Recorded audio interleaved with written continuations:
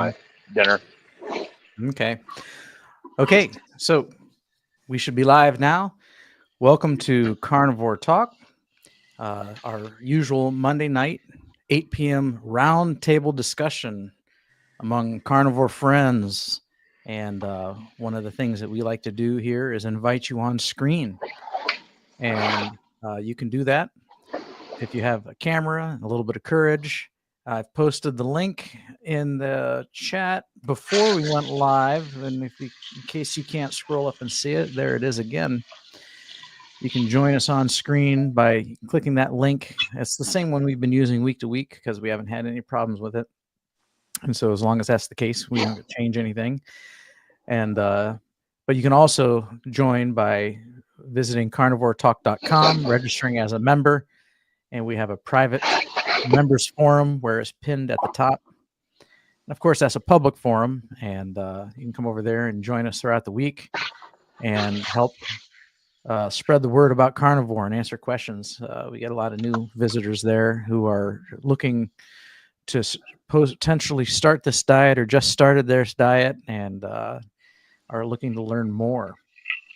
And of course, as carnivores who have been doing this for years, several years combined, some of us that will be on the screen tonight for even decades, have benefited from this lifestyle so much that we're just overjoyed, and we love to talk about it and we love to share it with others. So if you have any questions about carnivore diet, keto diet, animal-based diet, anything that's like what I call carnivore centric, which is based on mostly meat, we'll be happy to answer them for you.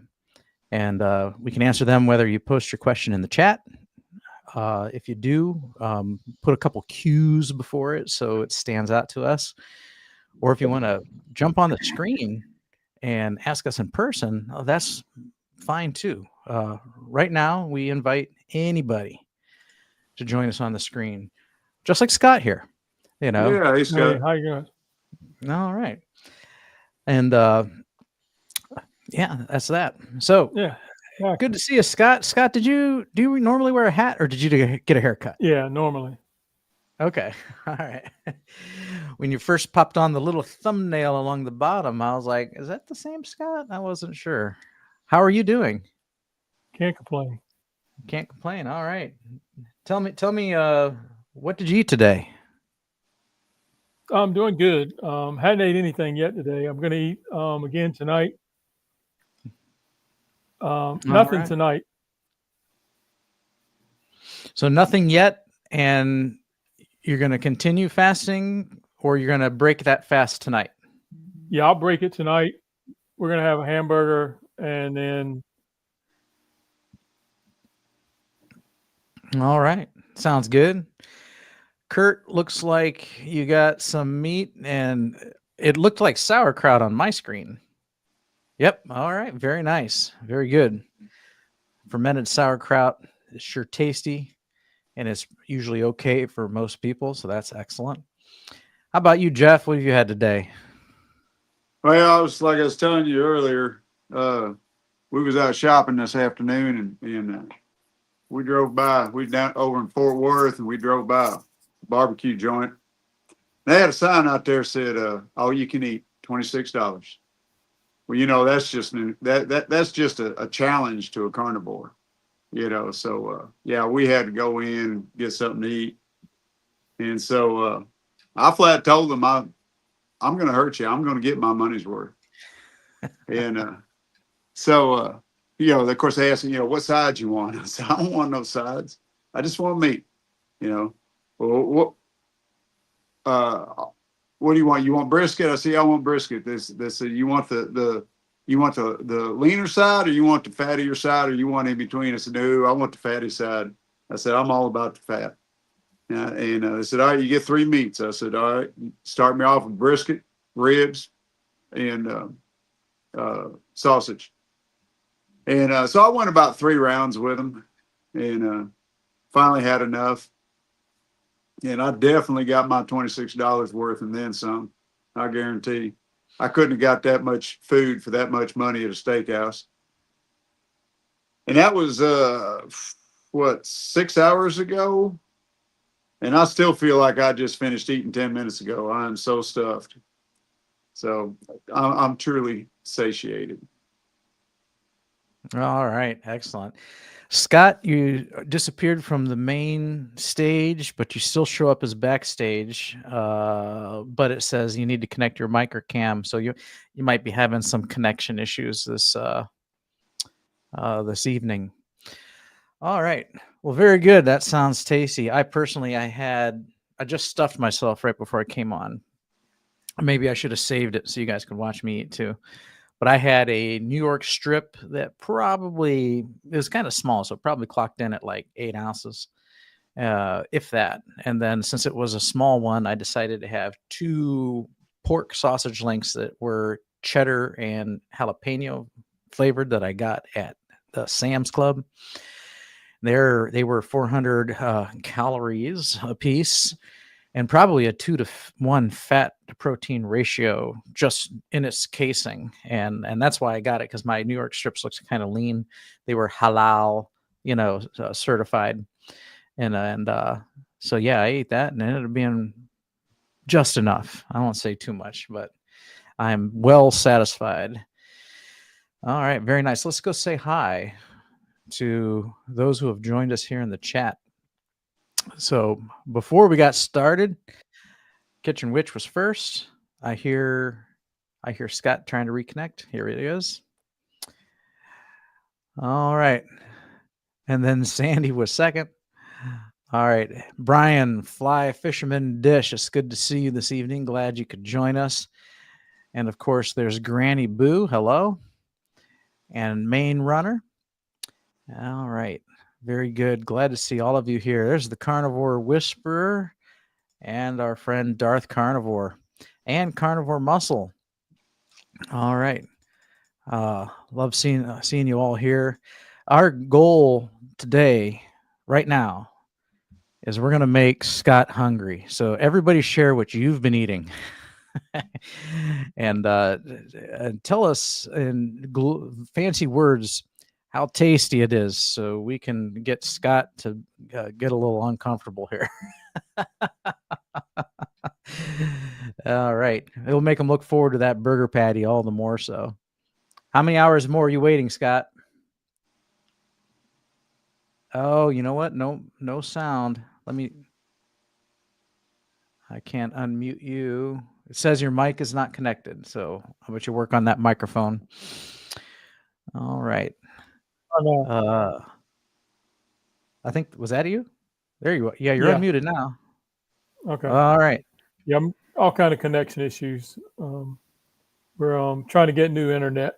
We live about I'm a quarter mile off the road, and about $12,000 to run a new line. So, but is that something you have to pay, or is that something the cable company has to invest? They want us to pay it to. I mean, it's only 2 houses on the end of the road. It's not enough to warrant service from our internet provider. So we struggle. Okay. The last month, it's been pretty rough, on and off. All right. Okay. All right. So in our efforts to make you hungry, let's say hello to Rockin' Keto Amy. So how you doing? Good. How are you doing? Good. You got your tumbler? You got your tumbler? I have. Oh, I got a different one. Oh, okay. Nice. I joined her yesterday. I joined her on her stream yesterday, and we noticed that she was drinking out of the exact same tumbler I was. So that's where that comes from. All right. So what have you eaten today? Me? Sure. Yeah. What have you had? Oh, hold on. I got to pull up the pictures to remember. Let's see. This morning I had 5 eggs scrambled with 2 sausages, clean sausages. They're Jones brand. You can get those at, I think, Gordon Food Service or Costco. And then some butter on that and salt, and then snacked on some smoked deviled eggs that I made. And I snacked on some bacon because I'm still snacking. I don't know. I'm just eating when I'm hungry. So Mhm. that was like almost like a noon snack. I had that. And then tonight for dinner, I had smoked salmon, quite a bit of smoked salmon that I basted with bacon grease to add some extra fat to that. And then 5 more over medium eggs and about 3 or 4 deep fried duck skins and then more butter. Well, that sounds good. Those That's what I skins had. get all nice and crispy. Mm-hmm. Now Yep. that's how you eat. That's They how were you eat delicious. right there. Yeah. You're getting a good amount of fat like you should. Yep. Yeah. Very good. Yep. All right. Awesome. So let's see here. We've got going back to the chat. Thomas is in the house, and here we go for their meat is how you win at all the all-you-can-eat buffet meals. There you go. Mm-hmm. All right. And Charger Mopar Rick has had his bath, and now he's just drying out. All right. So, do you air dry? All right. Hey, Not Rick, do you something have we a need rubber to ducky? see. Yeah. We'll move along. All right. Hey, Don. Good to see you over here in the chat. All right. And Papa Carnivore is in the house. All right. Let's go ahead and bring Rick on the screen. Hey, Rick, how you doing?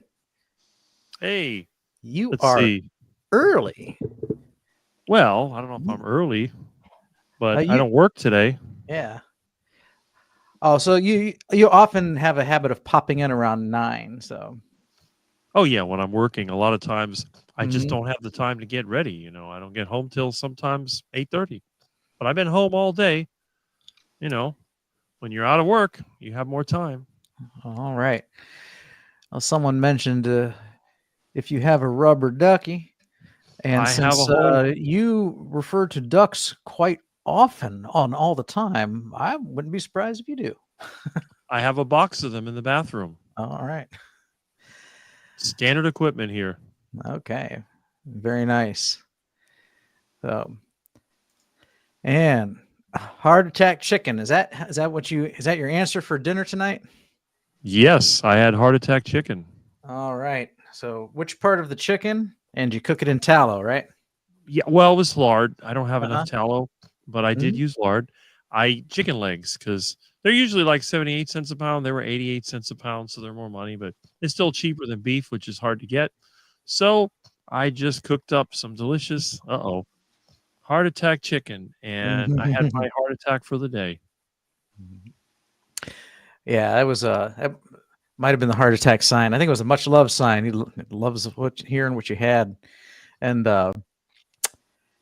I will have noticed that, or even around here, beef seems to have gone up in the last month on my end. So my ground beef is still the same, but all my steak prices have gone up about $1. And then the lamb price, like I was paying $5.99 a pound for the little lamb cutlets that look like little tiny T-bones, and I saw it at Sam's Club for $8.99 a pound today, which was a pretty steep jump. So I passed on it this time. Mm-hmm. Yeah, so I don't know what's going on with the ruminant meats or what's driving them up, but not too excited about it. Maybe too many people have gotten on the carnivore diet. That could be supply and demand. Well, there is a I was shortage. just gonna say it's probably me. Yeah. It's probably me eating all the meat on the carnivore diet now. So you said there's a shortage, Jeff? Yeah. Do you know what's caused? It's been slowly trending down. It's just lack of producers. Mm-hmm. You know, we're getting shoved out. You know, it's getting. There's more and more regulations. It's getting harder and harder. More and more of the old timers are dying off, and the young folks that inherit the land rather than keep the ranches going, they're selling off the land to developers, and so there's less and less cattle being produced. So Mhm. consequently, our supply has been going down. Okay. That I can see that all the farms that were used to be around here are now Yeah. housing communities with Mhm. HOAs and everything. Yeah. So, and even my local place that does the local growing, the Dumas, even they've gone up a little bit. You could buy a whole half of a cow for an average of like $3.89 a pound, and now it's just a bit over $4 a pound for the half a cow. Mhm. And And a lot of us, we're just on the verge. Now, we did get a 1-inch rain today here, but we were just starting to go into a drought. And if a drought starts to go too long, everybody will start selling off their cattle because we can't afford to feed them. mhm. And so when that happens, then there becomes a glut on the market. And when a glut goes on the market, then the prices go down. Then when we try to recover, now we got that roller coaster. We're going to go back up again. Mhm. So there's a lot of factors that happen in, but right now we're not in a drought. We're just on the verge of going into one. But today, this rain helped us a little bit. Okay. All right. So let's see what else people have had here. Oh, we see someone's observing Kurt's famous brisket burgers. Let's see here. Here we go. My dinner was a T-bone on the charcoal grill and a smash burger for dessert. That sounds delicious. Sounds like a lot of meat like I had. Very good. And Darth Carnivore says he had 4 1/3 pound beef patties. So that's a pound and a third pre-cooked weight, right? And then 12 eggs scrambled, 6 ounce of air fried beef fat trimmings at 5 a.m. this morning. Okay, so you loaded up for the day, I imagine, right? Are you a 1 meal a day individual? That sounds absolutely delicious. Also sounds like a lot of food. That could probably carry me on for most of the day. Very good. All right, look who it is. Bacon Woman or Bacon Women. Carnivore Whisperer had steak, eggs, bacon, and butter. Creature of habit. I'm a creature of habit generally too. So I eat similarly most of the days of the week. So I did shake it up last week with a couple things. So I had a seafood boil at Red Lobster, and it was actually really good. I got the one that had the dozen shrimp and the sausages. And of course, you don't eat the nasty waterlogged corn. And what I didn't like about it compared to my favorite place, which is called A Plus Crab in Akron, is Red Lobster really loaded it with potatoes. Like there was so much potatoes in there. So that was disappointing. They want to fill you up on that so you don't eat so much of the good stuff. Yeah, well, I mean, Mhm. obviously, I ate the good stuff, but then for an appetizer, I had bacon wrapped sea scallops, and they were the giant sea scallops too, and they were really good. But I just found it to be, overpriced for what I got. I could pay the same price, maybe even a little more at A Plus Crab, but get a ton more seafood. I need to go shrimping at the Card Sound Bridge. Yeah, I love shrimp. I really love scallops. Though, if you like scallops, though, just keep in mind that they are actually a high carbohydrate animal. So Really? I didn't know that. Yeah, there's more carbs in scallops than you would imagine. All right, let me ask you this. Is that true of real scallops or fake scallops? Because most of the scallops you get at places like Red Lobster are not real scallops. They're stingray. So no, I think it's just regular scallops. Okay, because usually most of the restaurants don't have real scallops unless you're right down there on the coast.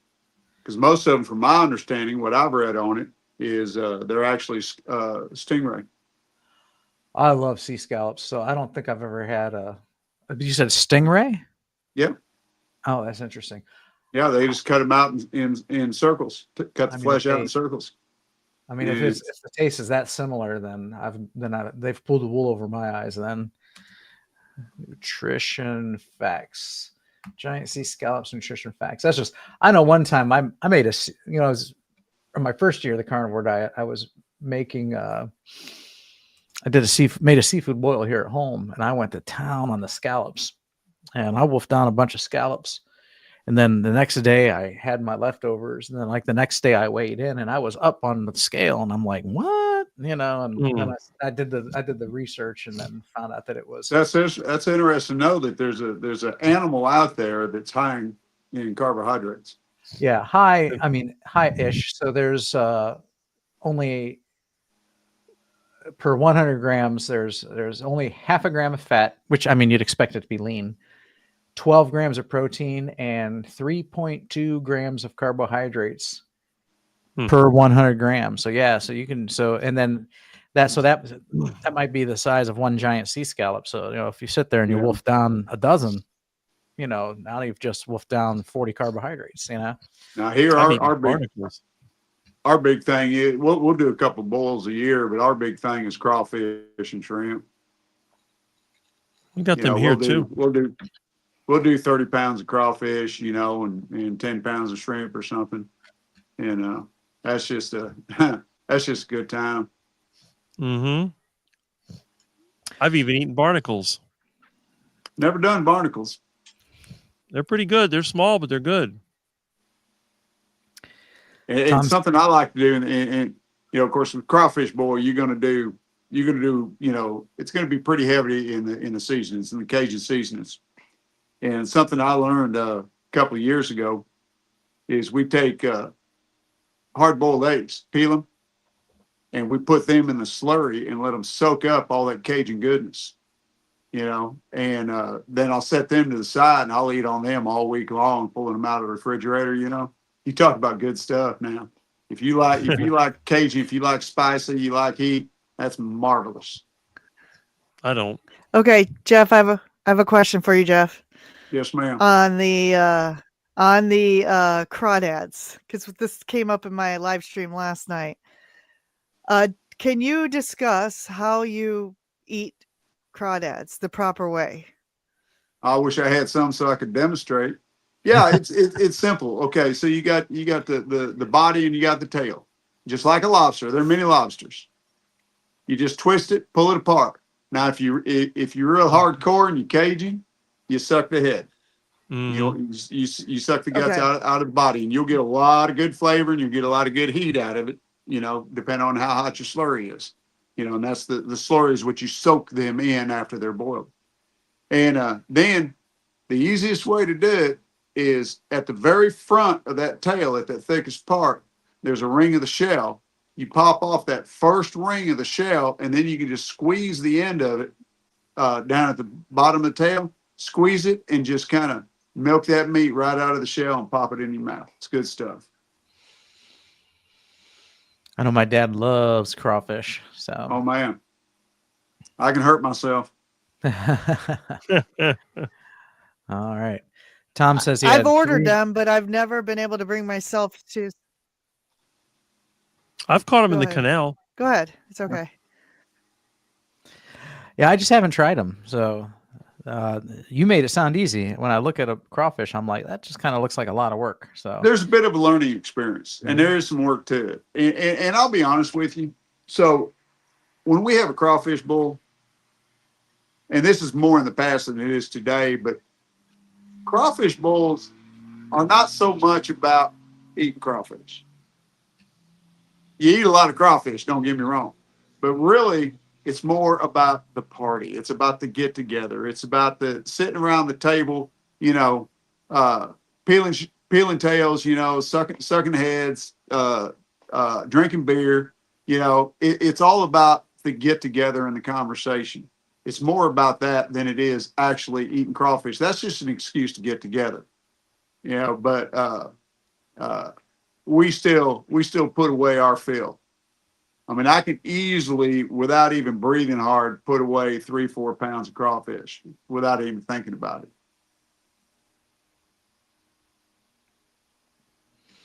All right. Very good. I'll have to give them a try. You know, for the longest time, I went and do oysters. I was afraid of them. Love me some oysters. Now they're some of my favorite foods. And anytime I go to a real seafood restaurant, Red Lobster didn't have any. Anytime I go to a real seafood restaurant, I always get either a half a dozen or a dozen oysters on the half shell. So, and I'll tell you a little story. So I knew I was in love with my wife when shortly after we first got married, we went to this seafood restaurant, took her parents to a seafood restaurant, and asked if we wanted any appetizers. And I saw they had oysters on the half shell. So I said, yeah. I said, I'd like a half dozen oysters on the half shell. And my wife turned to me and she looked, she says, you think a half dozen is going to be enough for both of us? And I said, no, they ain't. You better bring us a dozen. I knew right then and there I was in love. That woman would eat raw oysters. Yeah, everybody. And so my dad loves them. And when I was young, my dad would get them all the time. And when I was living on my own, I lived next to a store that was within walking distance, and I was walking the aisles, and next to the sardines was some canned oysters. So I bought a can of these oysters, took them home, opened it up. I'm like, this is what my dad loves. He always talks about how much he loves oysters. No. Pop that thing in my mouth, and it was terrible. And so I never wanted to try oysters ever again. And so we go to a restaurant, and he orders a dozen oysters, and I start telling him this story, and he goes, you tried to eat that? He goes, no, that stuff's awful. He goes, you need to eat them just like this. And so he saved one for me, and I kind of I hauled around for a little bit, and then I worked up the nerve to try it because I still had trauma from 25 years of eating the canned oyster, and I couldn't believe how delicious it was. I'm like, oh man, I've been missing out. Yep. 23 years my wife has tried to get me to try shellfish such as oysters, clams. I couldn't get past the texture, the chewiness, whatever. It was mainly the texture. And it was last month that she had gotten some fresh oysters from the grocery store. And she had, probably a dozen. And I said, save me one. And she's like, are you really going to eat it? And I said, yeah, as long as you get it ready for me, all I got to do is slide it in my mouth. That thing, I like Bob, 23 years. That's what I've been missing out on. Mm-hmm. Good stuff. Yep. And very good for you too. Good and rich in omega-3s and a couple other unusual minerals and vitamins are in that. And, there's sometimes you think about it, and I think back and I'm like, there's some foods I'll never eat again, but I sure do miss them. And like one of them is clam chowder. I love good clam chowder. It's good stuff, but I'll never eat it again, unfortunately. Mm-hmm. Not unless somebody comes up with the carnivore version. Give it enough time. Someone probably might. Kind of getting off of food for a little bit. Something I want to talk about. Something that's going on with me. And see if anybody else experiences anything like this, or if they know of anybody that's experienced anything like this. So, as been told in my story numerous times in my interviews, when I was 3 months or so into carnivore, I of course, everybody knows I had a heart condition that I've reversed, paroxysmal atrial fibrillation. So I was on heart medication. And about 3 months or so into carnivore, I was on a walk one day and almost passed out. And a neighbor had to bring me home. And when I took my blood pressure, I was about 78 over 52 or something like that, in that range, way too low. And that's why I was trying to pass out. And so my doctor told me to get off of metoprolol. Get off of it immediately. Normally you wean yourself off, but he said, no, you stop it immediately. Don't take it anymore. And so what had happened is carnivore had brought my blood pressure down naturally. And then the metoprolol was taking it down unnaturally. And so now my blood pressure, it ranges between about 112 to 120. At total complete rest, it's going to be around 112, 115 over 75 or so.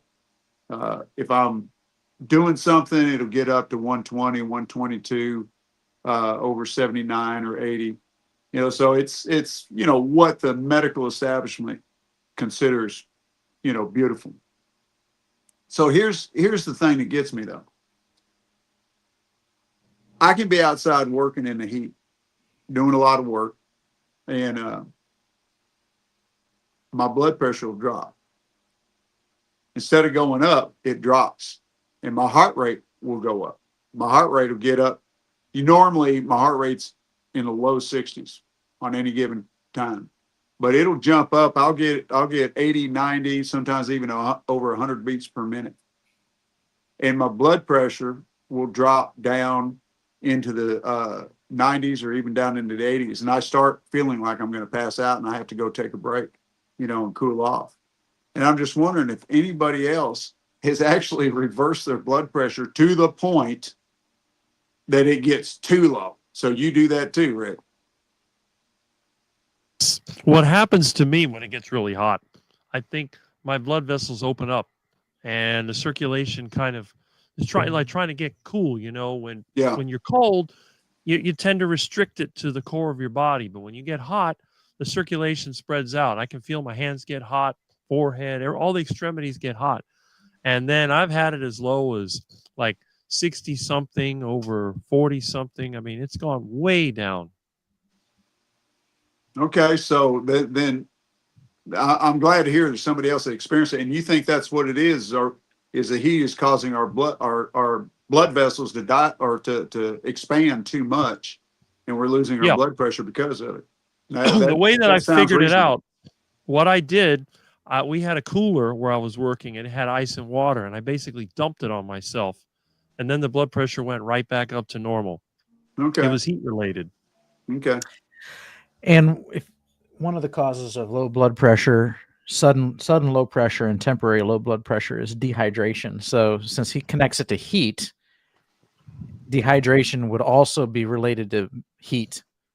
So if you're out working and you say you need to take a break, maybe you're dehydrated, so you rest, grab a glass of water, and then things return to normal and you're able to resume work again. And I'm a big water drinker. I mean, I'm drinking water right now. I drink water throughout the day.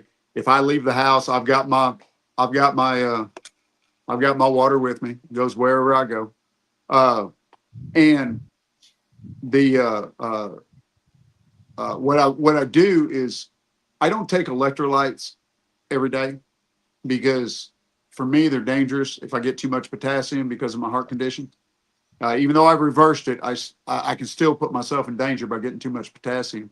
But what I do is when I know I'm going to be out working, or if I've been out working all day in the heat, then I will go ahead and take some element, and drink that either before I go to work or while I'm working. And, so I get the electrolytes in me. I wear compression socks. If I'm not wearing shorts, I'll wear compression socks, to keep blood from pooling down in my legs. And I try to take it easy. I'm trying to combat it, but I drink plenty of water, electrolytes, and compression socks, and that's been helping. But I was just curious if anybody else was going through that and if they'd figured anything out on that. And what Rick is saying makes a lot of sense. But it's something how Carnivore has reversed, my blood pressure to the point where I'm not only normal, but I go abnormal sometimes if I'm not careful. I'm jealous. I know. I still have hypertensive issues. Yeah. So I reversed my high blood pressure. I was 220 over 110 when I was diagnosed at age 38. And I was just like, I don't feel good. I don't feel good. I don't feel good. And my sister, who is a dental hygienist, was home, and she's actually diagnosed me. She's like, go to the grocery store and you get on one of them blood pressure cuffs right now. So I went to the doctor and he took my blood pressure with 5 different, blood pressure cuffs. He couldn't believe how high it was for my age. And so I got put on medication. And then when I just on keto, I started feeling really sluggish, like really, the opposite. Like I was going to sleep all the time. And I thought, I bet you losing all this weight, I bet you my blood pressure is dropping. So I went to my doctor and I'm like, I want to get off of this. Can I get off of this? He's like, yes. But he's like, you got to be diligent in taking your blood pressure just in case. And sure enough, mine's not like yours, but I'm only 30 days in carnivore. I just hit my 30-day anniversary. And, but mine runs about 130 to anywhere from 125 to 140 over, the bottom number 70 or 80, somewhere in there. great. And to me, that's normal. Like That's that's great, not 220 especially over 110. That's not stroke level. especially from where you were. Yeah, that's fantastic. Yeah, and exactly. mine wasn't that high when I started. I mean, it was pushing 140. Pushing into the 140. If I exerted myself, it would get into the 140s, 147. So mine wasn't extremely high. It was just getting there. So yeah, the carnivore dropped it down extremely well for me. Yeah, I'm just the opposite of all y'all, because when I started carnivore, well, my blood pressure was, I don't know, probably 180 over 90 when I started, and that was taking blood pressure medication. And I got off blood pressure medication, started taking natto, and it dropped down to where Rick's is without any medication.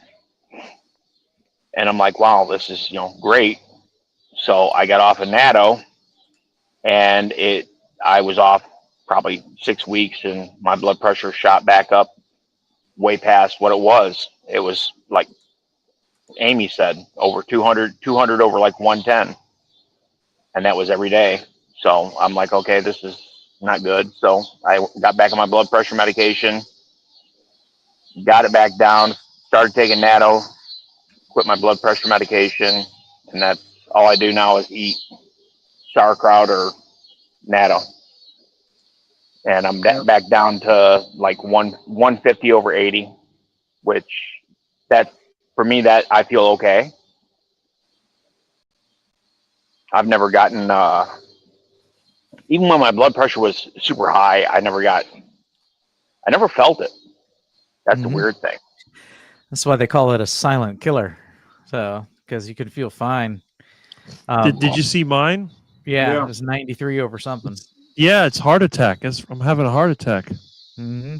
Yeah, I'd take mine right now, but I don't have any batteries. My batteries are dead in mine. I'll take mine right now, but if I go downstairs and come back up and then take it, then it'll be high from from that activity. I walked to my room and back, and this is what I got. So how many 57-year-olds do you know that have blood pressure like this? How about a 69-year-old that has blood pressure like that? Hey, Rick. There you go. Rick. Yeah. Rick. There's one thing that's different about you than the rest of all of us on this panel, and probably the majority of us. You're not married. Oh. I'm just saying, Amy. I ain't going there. I ain't going there. Is that why Papa's always saying Rick's like one temperature warmer than a cadaver or something like that? Yeah. You wouldn't my believe blood pressure. how low my blood pressure can go really low. Mm-hmm. Mine was when I got diagnosed in like 2019 with hypertension, and that's the same year I got diagnosed with high triglycerides and kidney disease, and it's all related. I was getting headaches, and I went in and they were like, I was 160 over 100, and so they started different medications to get it just under losartan, potassium, and nebivolol. That combination would get me just under 140 over 95, but we couldn't get it down as low as I could, but that's as low as we could get it. But then when I did carnivore, initially, my blood pressure, I took off the weight and my blood pressure came down within a few weeks, even before the weight had come off. And it was down with medication, averaging 120/80, right at that sweet spot. But then when I had the high triglyceride spike and my primary care physician put me on that fenofibrate, that tanked me into stage 5 kidney disease and my blood pressure went back up. So now I've been averaging without meds 165/110 and with meds 150/100. And I've changed from losartan potassium to olmesartan. We're trying that. I've quadrupled my beta blocker dose, and I started taking from Amazon. I got some nitric oxide precursors. So they're a bunch of amino acids, and nitric oxide is supposed to help relax the blood vessels. And then my next thing that I'm going to try, after giving these a few weeks to see if they'll have any effect, is that natto that Kurt likes to eat. So yeah, that's that top number is considered a hypertensive crisis. That low number is okay. Well, it's high, but it's high. But So I would usually, be curious. I'm gonna go. You guys are gonna make me go get my cuff. So I'd be curious why we are all affected so differently by this. We all basically eat the same, and yet here, me and Rick, we're below what they consider normal. You got, of course, we don't know what Rick ever was. He's been this way for so long, so we don't have a baseline for him. But everybody else, Amy's doing really good. Hers has come down. Mine has dropped down. Rick's is down. I wonder what the difference is. Why Kurt and Bob don't have the same results we have when we all eat alike.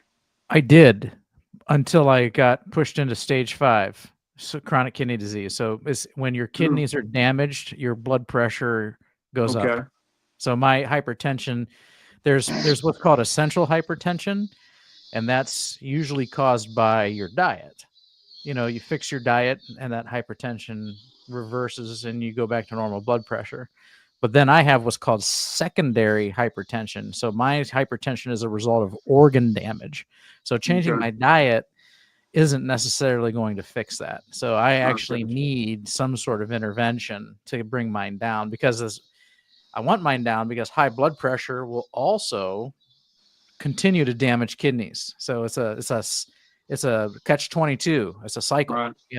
So I got to do something to bring the blood pressure down, so it's not my blood pressure putting too much strain on my kidneys.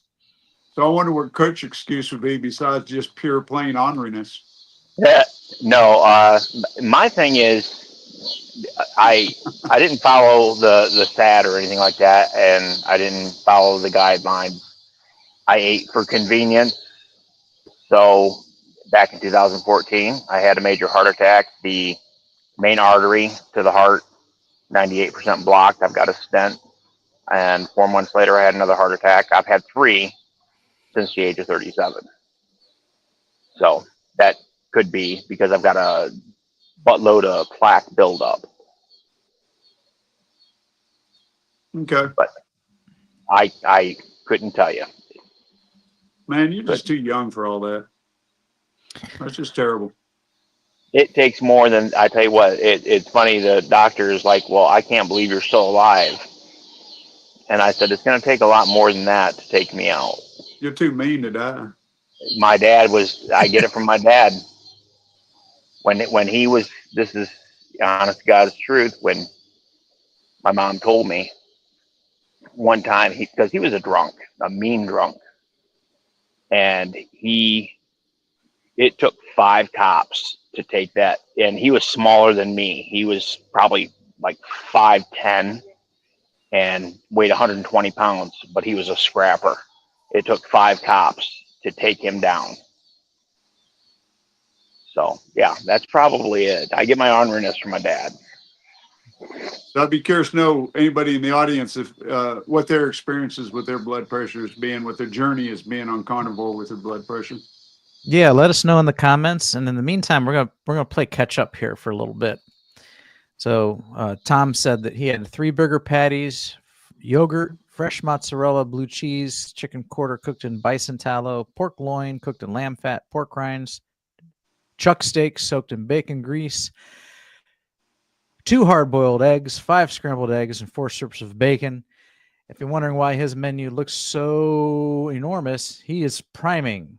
So What's this I hear about carnivore is a restrictive diet, that there's no variety? I right. just don't understand. Poor Target Prime Rib is over there eating sawdust. So restrictive. Yeah. Food. Yeah, no, that's a good point. All right. Let's see here. So Darth Carnivore says her drought was a major factor in the meat prices increasing recently. Yeah. Yeah. All right.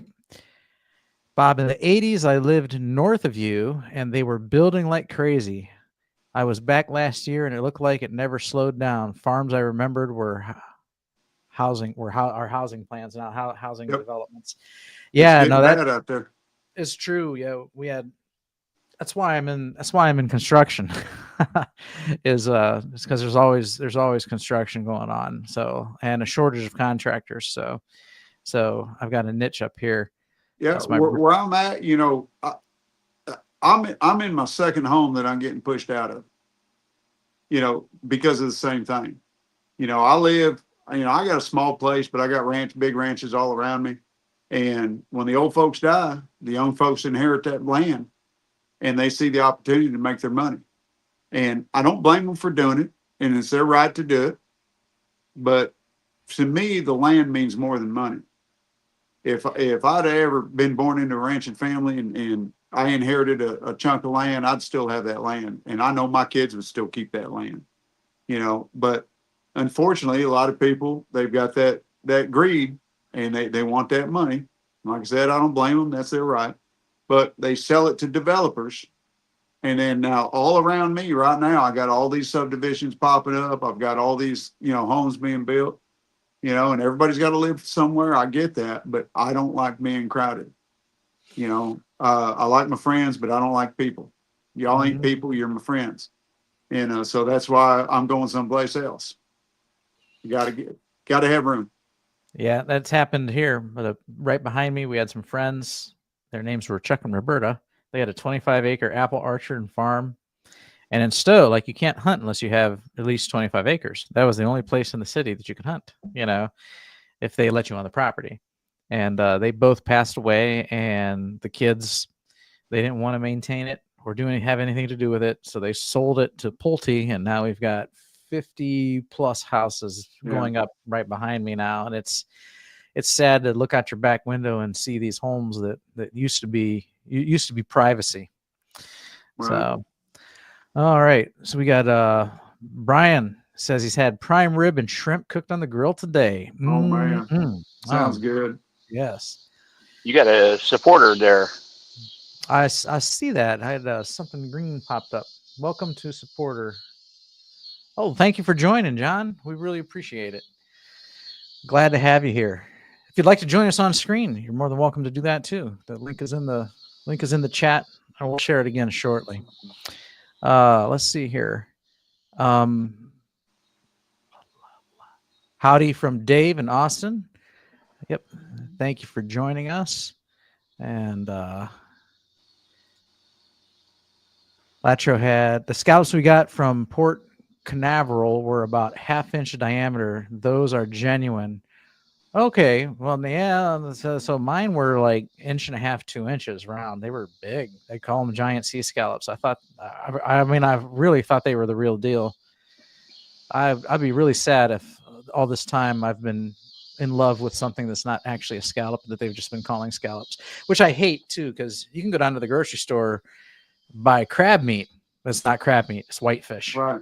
You know, so I hate that. Real scallops usually have a pinkish tint. When raw, I mean, I've bought scallops and cooked them, and they were like that when raw, but after they were cooked, they were usually got a whiter and and maybe had my Cajun seasonings, crusted to it. Crawfish or baby lobsters. 2.5 pounds of brisket boogers in 25 minutes. All right. That's it just makes me think of those. You ever watch those competition food challenge eaters on YouTube, like Beard Meats Food and the guy named Eli and Christina does kilos?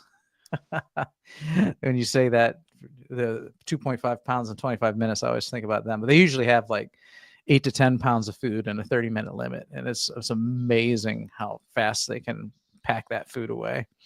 Yeah, but it's all carbs. Yep. Yeah, that's true. There was one time where I was a big eater. I probably could have trained myself to compete in those kind of things. Steamed clams are delicious. I agree. I love clams. I've had some bad ones, but for the most part, I have good ones. So I had a bad one time that kept me off of them for about the next 10 years. Yeah, I've had that. Yeah, you had a bad experience with food, and sometimes it's hard to overcome that memory and try it again. I've had a few foods like that. Raw oysters on the half shell are the best. Hey, I want to say something. Papa Carnivore here, since he's on the line. So a couple of weeks ago, we talked about iodine, cancer and whatnot, and you turned me on to I forget his name right offhand, but the guy that advocates high doses of iodine. So just want you to know that I took your advice. I read or I watched his videos, led down a few rabbit holes, watched a couple more videos of his, and I now know what he advocates for a standard daily dose and what he advocates now for a dose when somebody has a what did he call it? Not hormonal, but I forget. Anyways, what he had advocated when you have certain issues such as cancer and some other things. Anyhow, so I've started that dose, and so I'm doing quite a bit of iodine right now, mixed with salt. Put salt and iodine in my water. Put 5 drops of my iodine in my water, and about 1/8 of a teaspoon of salt in my water, and I'll drink at least 4 to 5 of these waters a day. So we'll see how that works out. So far, I'm not feeling any ill effects from it. So I just wanted to shout out to Papa Carnivore for heading me in that direction. Yeah, someday I will get some iodine and try that on myself as well. You're just all over the place, Rick. Carnivore Lifestyle Anthony has a question. Hey guys, what's your preferred healthy choice of bacon without the preservatives? Well, bacon without the preservatives is not bacon. It's just pork belly. It may be sliced like bacon, but it's just pork belly. And if you're talking nitrates, okay, even if you get the so-called natural bacon and it doesn't have sodium nitrate in it, look on the label and see if it contains celery. If it contains celery, it contains nitrates. Celery has more nitrates than sodium nitrate that's in bacon. If you eat 1 stalk of celery, you're eating more nitrates than you do in 1 slice of bacon or 2 slices of bacon. So you have to kind of define natural. If no preservatives. Salt is a preservative. If all it has is salt, it's a preservative. So if it has no preservatives, it ain't bacon. It's just pork belly. Right on. Well, and it's cured in sugar. It's cured in sugar. Most bacon is cured in sugar too. So some people have an issue with that. But the amounts that is so trace by the time you get to cooking it that it's like 0 carbs, 0 sugars, even though it was cured in sugar. Well, and the sugar is not the main curing agent. Okay. The main curing agent is going to be some form of nitrate and salt. Okay. I make my own bacon. I do this all the time. And Now, one of the differences in commercial bacon, if you've ever watched any of these shows, like How Do They Make It? Okay, I've watched these, and the big manufacturers, when the bacon comes, when the pork belly comes down the assembly line, they have these massive rows of needles come in and jab the bacon, inject it with the cure, and then back out of it. So it's permeated all the way through that bacon, and then it goes through the smoking process, excuse me, and everything. When I make my bacon, I do it the old-fashioned way. I take my bacon and I make my cure, and I use sodium nitrate, or what we call pink salts. I take my bacon and I make my brine, and I soak my bacon in a brine for 7 days. And sometimes it'll have some brown sugar on it. Most times it doesn't. If I'm making it for other people, it will have brown sugar on it. If I'm making it just for myself, then it won't have any on it. And when I get ready to smoke it after 7 days, I rinse it off. And I rinse it and scrub it off real good. I get all the salt off of it. I get any seasonings that are on it. I get the whole brine, and I rub it down real good. I want as much of that off of it as I can. And then I smoke it. And it still comes out beautifully pink. It's nice bacon. But the thing is, with the store-bought stuff, they don't wash nothing off because it's injected down into the pork belly. And then I'll just say, And I think Dr. Barry. So I was just going to say, Dr. Barry and Nisha recommend Peterson's if you want a true clean bacon. You can order it from Peterson's, but I don't think it's cheap. And in the grand scheme of things, I don't think regular bacon is that bad, because like you said, the amount is minimal. Even if it's injected in, you're getting a little bitty slice. I think it's minimal.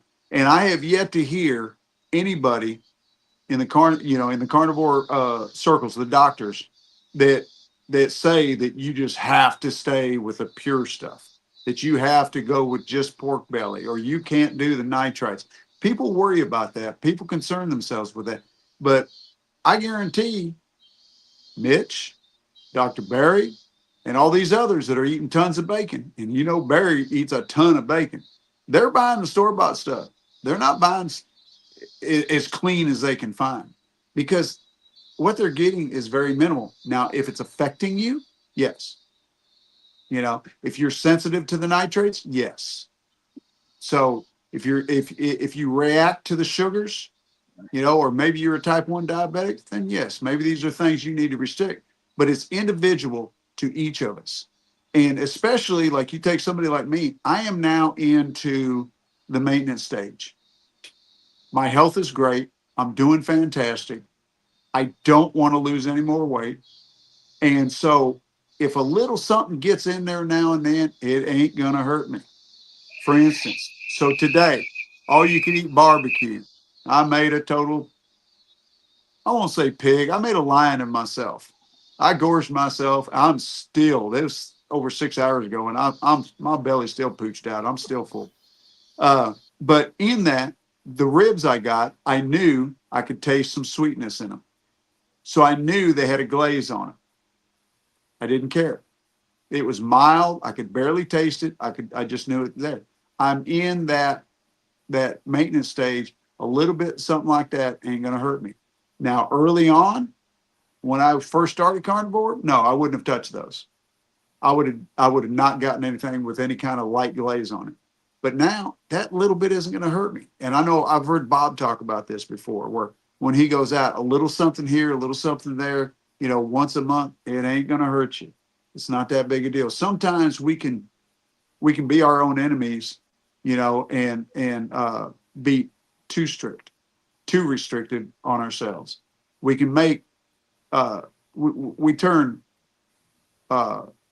what's the saying? Don't let perfection be the enemy of good, Mhm. Yeah. And I was just going to say that, like, I eat regular bacon. I don't Yeah. care I don't care about the brand. I don't care where it comes from. And I mean, I'll flip it over and look at the carb count and make sure it's not like, something ridiculous. But yeah, I really don't. You mentioned preservatives in particular, and I don't care about the nitrites. Yeah, the it does. nitrates. It doesn't affect you.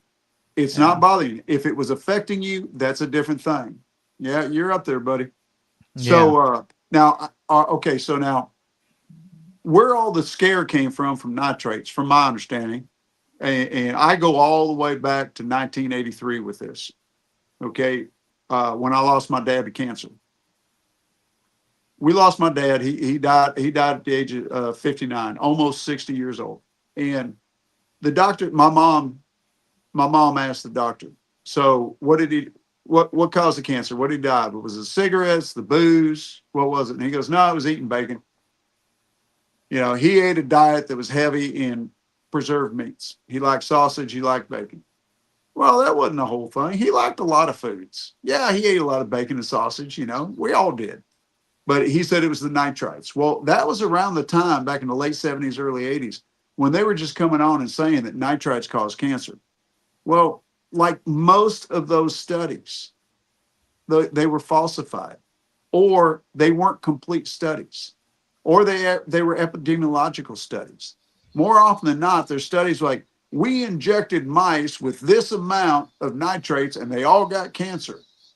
Well, yeah, but what you injected them with on the human level, would have been an ungodly amount. So, more than any of us will ever consume, in a month's time. And so under those conditions, yeah, maybe they did get cancer. Well, okay, my dad, he was in 3 wars, and his last war was Vietnam. He was World War II, Korea, and Vietnam. And he was career military. And when he was in Vietnam, he worked directly with the alert teams going out in the jungle, and he was going out with them where they were spraying Agent Orange. And this was before anybody knew what Agent Orange was. And so I have to assume that I see a strong correlation between his aggressive cancer and him being exposed to Agent Orange. And it was another decade or so after he passed before that started cropping up in the conversation, and but they have never definitively proved that nitrates cause anything. Yeah, and that's what I understand is people have been curing meats with nitrates, whichever one it is, for thousands of years, and it's been just fine. And those that want to have sodium nitrate free bacon, and they get this bacon that's been treated with celery powder or celery root extract. It's that more actually nitrates has than they're normally getting. Exactly. That actually has more nitrates. It does. And the regular sodium nitrate. Not only that, those that are worried about clean living and not having nitrates, all right, what did you eat before you became a carnivore? I'd be curious to know, because I've got a list of the vegetables that we all used to eat that are full of nitrates. Mm-hmm. So you're getting away from the nitrates in one item, but you were eating tons of nitrates and didn't even know it. Eating those vegetables. That's right. We got a question. Why do we worry about a gram or two of sugar in our meals? It's not the 400 grams we used to eat before. And that's a good point. It's a trigger. It's one of those. It goes back to if you're sensitive, if it triggers you, then stay away from it. But if it's not bothering you, that little bit shouldn't mean a thing. Yeah, what I found is I didn't really think I was. I mean, I'm sure I was addicted, I guess, like everybody. But when I stepped away from sugar, it was cold turkey, and went full strict carnivore. No issues. Didn't have cravings or anything, but like I wrote on the board, I used grocery store protein drink just because I had ran out of the protein powder I was using, and and it had 11 or 12 grams of sugar. And I split it 2 times, so it's 6 grams at a time. And I have struggled to eat. That was another conversation. I can't eat like a lot of people talk about, a pound, 2 pounds, 3 pounds of food at a time. I can't eat that much. So it was just weird when I drank that drink. Within an hour, I was hungry, and I was like, wow. So what I did is I used that 6 grams of sugar to get another steak in, to get another, burger patty in. So I kind of tried to use it to my advantage. But it was, but for me, it just those 6 grams seems to trigger my hunger. And I'm sure before it triggered my hunger, and I ate, but I ate, some of everything. So yeah, I think for some people it can be a trigger. I don't think it's that bad. I mean, if I was triggered and then went to the ice cream counter, then I'm sure it would be even worse. But I think I'm eating what I should be eating. Just eating. It's allowing me to eat more of it now, which is pretty weird. I wouldn't have thought 6 grams, would do anything, but I guess it doesn't take a lot. And that sounds like it's working for you, and you're Yeah. controlling it the way it should be controlled. Yeah. Now, me, I can't say that if I did that I'd be able to control it like that. I don't know. I don't know if I'm disciplined enough for that. And it's not just the so-called added sugars; it's the carbs that turn into sugars. So if like when I ate more than my share of nuts when we bought pistachios and cashews, it got away from me. I know I can't eat them because that's my weak spot. So. And also earlier on the carnivore diet, you still have traces of addiction you could be battling too. So I had that problem with my first year, that even a whiff or a taste of something that was off plan would just bring voracious starvation feelings, cravings, and it was like an addiction, and it was really, really weird. But as I've continued to live this lifestyle now for 2.5 years, I don't have that anymore. So yeah, and that little bit of sweet on them ribs I had today, like I said, it was extremely mild. It wasn't overpowering. I didn't even realize there was a glaze on it. I could just taste it, and I haven't had any issues with it. So I would eat some ribs. 2 years and I would ago, probably 2 years ago, I might have had issues with it, but I didn't have any issues with it today. Yeah, so I would if I had some ribs, I would scrape the sauce off, but I know I wouldn't get it all off, and I'd eat the ribs, and I'd be fine with that. Yeah, and these didn't even have a sauce per se. I mean, I couldn't even tell there was a glaze on them. It was in the rub is what it was. I mean, they were dry, and they bring the sauce on the side, and of course we got a saying here in Texas, if you got to put sauce on it, it ain't good barbecue. We don't put sauce on a barbecue. But sometimes they will brush a glaze on it in some places, while it's cooking. But usually you just have a dry rub on it. But sometimes people will put, especially with pork, they'll put a dry rub that has some sugar in it. Now the rubs I use on mine, I don't put any sugar on mine. So sometimes you get that. So it's hit or miss if you eat out. And in this case, I could taste that sugar in there, but it was real mild, and it hasn't triggered anything in me. I'm still good to go. There was probably enough fat in that brisket to overcome any sugar craving I could ever imagine having.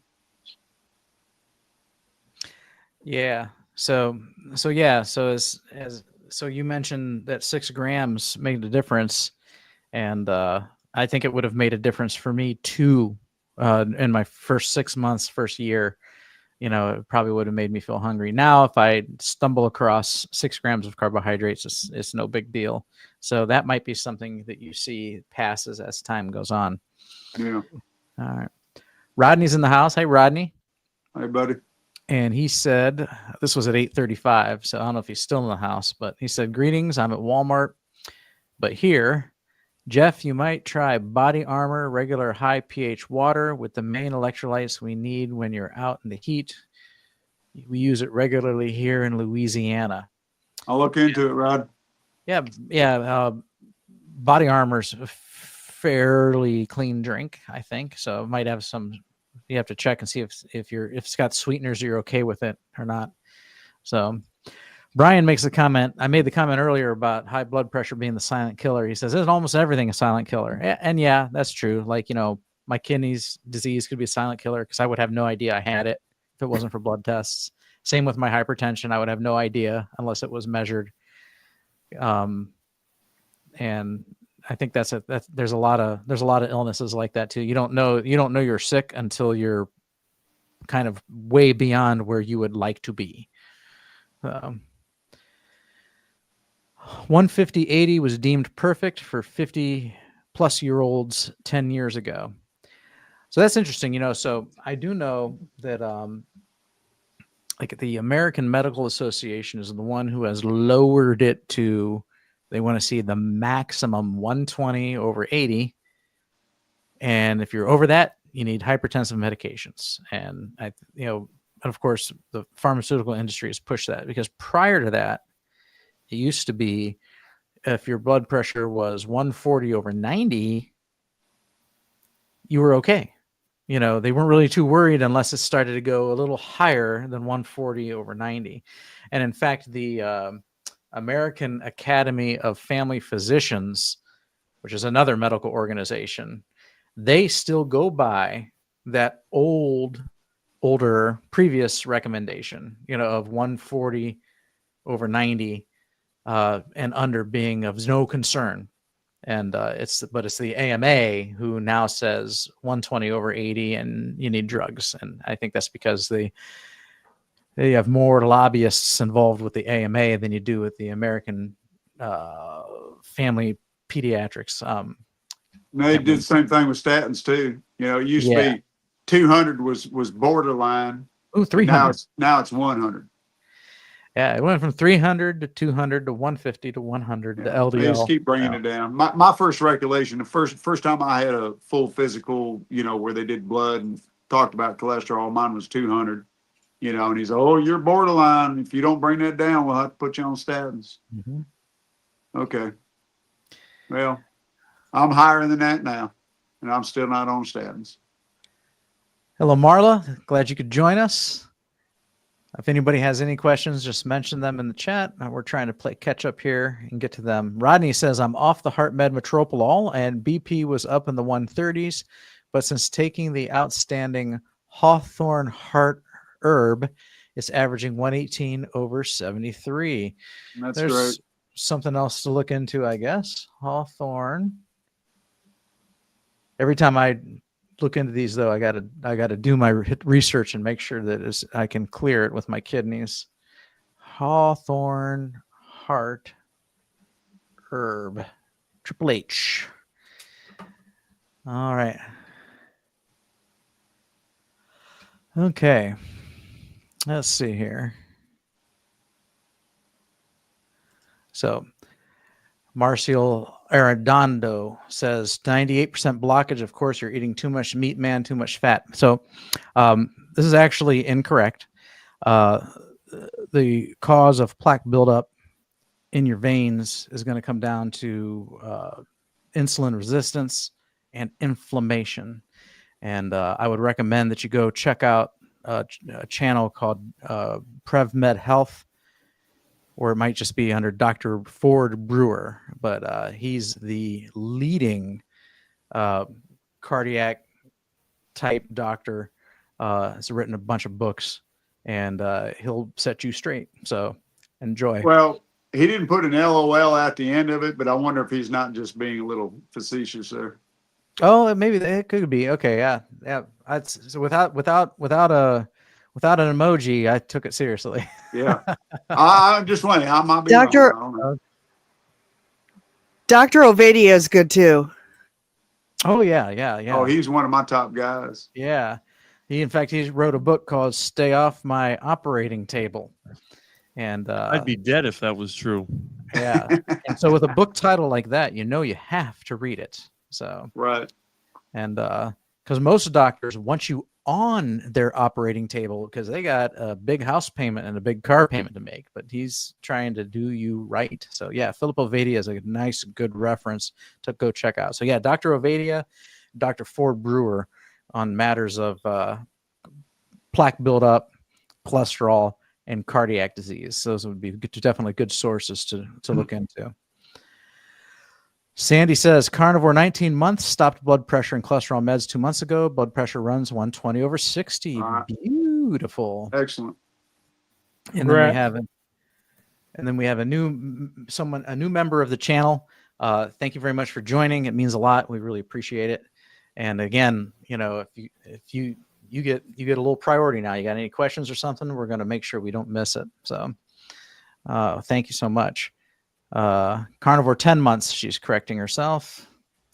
Lamb said, I had to get off 3 BP meds within 2 weeks after my carnivore start. I got dizzy and it was dangerously low. That's what happened to Jeff. So exactly. Yep. Excellent. Yeah, that's a good sign. It's, you get dizzy and the blood pressure drops. It's a fantastic for those of you. They did it in 2 weeks, man. It took me 3 months. Yeah, that's nice. Brian says, Bob, I was talking Northfield, Hudson area. That's basically where I live. Hudson is the next city north of me, and then Northfield is a little bit to the northwest of Hudson. So straight up Route 8. So yeah, that's so I'm in Stow. So my PO box is always in the description, and that's as close as you can get to finding me, unless you're a sleuth. And I'm actually easy to find on the internet. I have no privacy whatsoever, nor do I care. Let's see here. I'm the oddball that can't correct their BP. Yeah, we talked about that. Let's see here. Bob, if you go to the link on YouTube you sent and click over the 3 dots, you can pin it to the top to help people find it easier. Oh, is that true? Oh, look at that. Thank you. I never knew you could do that. All right. So the link to join us on screen is now pinned at the top of the chat. It should always be there regardless of when you jump on. So the reason I keep reposting is because if you come on late, you can't scroll back far enough and see everything in the chat. Lamb says, my BP is the same as yours, Meathead. I trust my body to take it where it needs to be. Tanya says, hi, Jeff. My BP before carnivore was 180s over 90s. Now, 1 year carnivore, it is 110 to 120, over 60 to 70. Still on metropolol and diltiazem due to, let me look at it in the larger. Yeah, diltiazem. Okay. Due to tachycardia that is now correcting itself, but it's taking a while to heal. So that's awesome. Congratulations. Yes. Yeah. Glad to see you're healing. And as long as things are moving in the positive direction, and it's okay to take some time. So healing takes time. Here we go. What about rice and fruit to lower cholesterol and reverse diabetes? It was a protocol that was conducted by Dr. Kempter in the 1940s. So yeah, so listen, those protocols do work. So if you want, yes, the people went on a rice diet, people went on a fruit diet. In the last couple months, it's made a resurgence, and they call it the sugar diet. And there is science as to why it does work. And so if that's the route you want to take, yes, your cholesterol will drop, fast, because you're not consuming fat and particularly saturated fats, and but you're also not in ketosis. So so basically you're going to have a carbohydrate based metabolism like most people, and most people's cholesterol will be lower. You get on a ketogenic fat based metabolism and your LDL goes up, because that is the protein that's going to transport energy to your cells. So instead of depending on sugars and glucose, which requires insulin to transport it into the cells, you're depending on fat, which requires LDL to transport it into the cells. So you can choose your metabolism. Fortunately, the human body is miraculous and can operate both ways. And we just believe that the fat-based metabolism is better for many people, most people, and I'll even be generous and say some people, because some of us, if we try and depend on a carbohydrate-based metabolism, we get insulin resistance, we get metabolic syndrome, and we get fat, and we start having problems. Now, that doesn't happen to everybody. We all know someone that can live off of white bread and chocolate cake and never die, it seems, So, I mean, we're all unique in that kind of way, but we do believe that a proper human diet is going to be all natural, ketogenic, ketovore, carnivore, even paleo-ish, basically what can you find in nature that you could eat, and that wouldn't be processed grains, Snickers bars. It was, thousands of years ago, you had to hunt for your food. You had to hunt it, milk it, or pluck it off a vine or a fig tree. And I think all that's just fine. And so, here on this channel and here in our community, I've said this before, and if you haven't heard it, I do want to take the time to say it again. We are not averse to plants, So some of us don't want anything to do with plants for medical reasons. Other people will incorporate some plants into their diet. We're completely cool with it. We do believe in the benefits of a carnivore-centered diet, but we're not anti-plant as a community. So, you can join us on the screen and talk about it face to face if you want, and that's fine, as long as, you're not a jerk. So, Yeah. And hey, if you just want to, if you just want to lower your cholesterol, why don't you eat something you can really enjoy? Just eat a dozen Oreos every day. It works. It ain't healthy, and I don't believe that the fruit in the rice is healthy either, myself.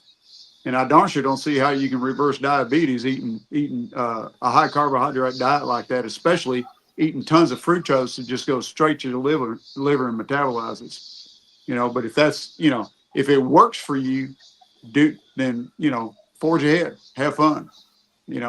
But there's a lot of people that eat rice and fruit and are diabetics and they may have low cholesterol, but so the question is, why do you want low cholesterol? What does it benefit you to have low cholesterol? So, well, in the previous comment, this is the one you thought might have been just being facetious because he liked that emoji. Yeah, I now see that it's not facetious. You'd read that one right. Yeah, and so yeah, so I use myself as an example. Okay, so I still eat fruit from time to time, and but what I don't do is eat processed food. So basically, if man has concocted it, I don't want to eat it. But if God or nature has provided it for consumption, and it's not going to kill me, then I think it's fair game. So. Today, and I watched it just before we came on here.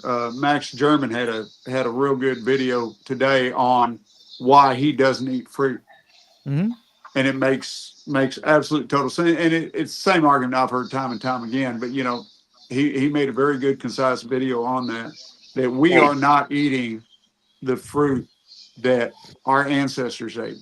It's absolutely nothing like what it was. And fruit was never meant to be available 24 hours a day, 7 days a week, 365 days a year. It was meant to be available 2 weeks out of the year.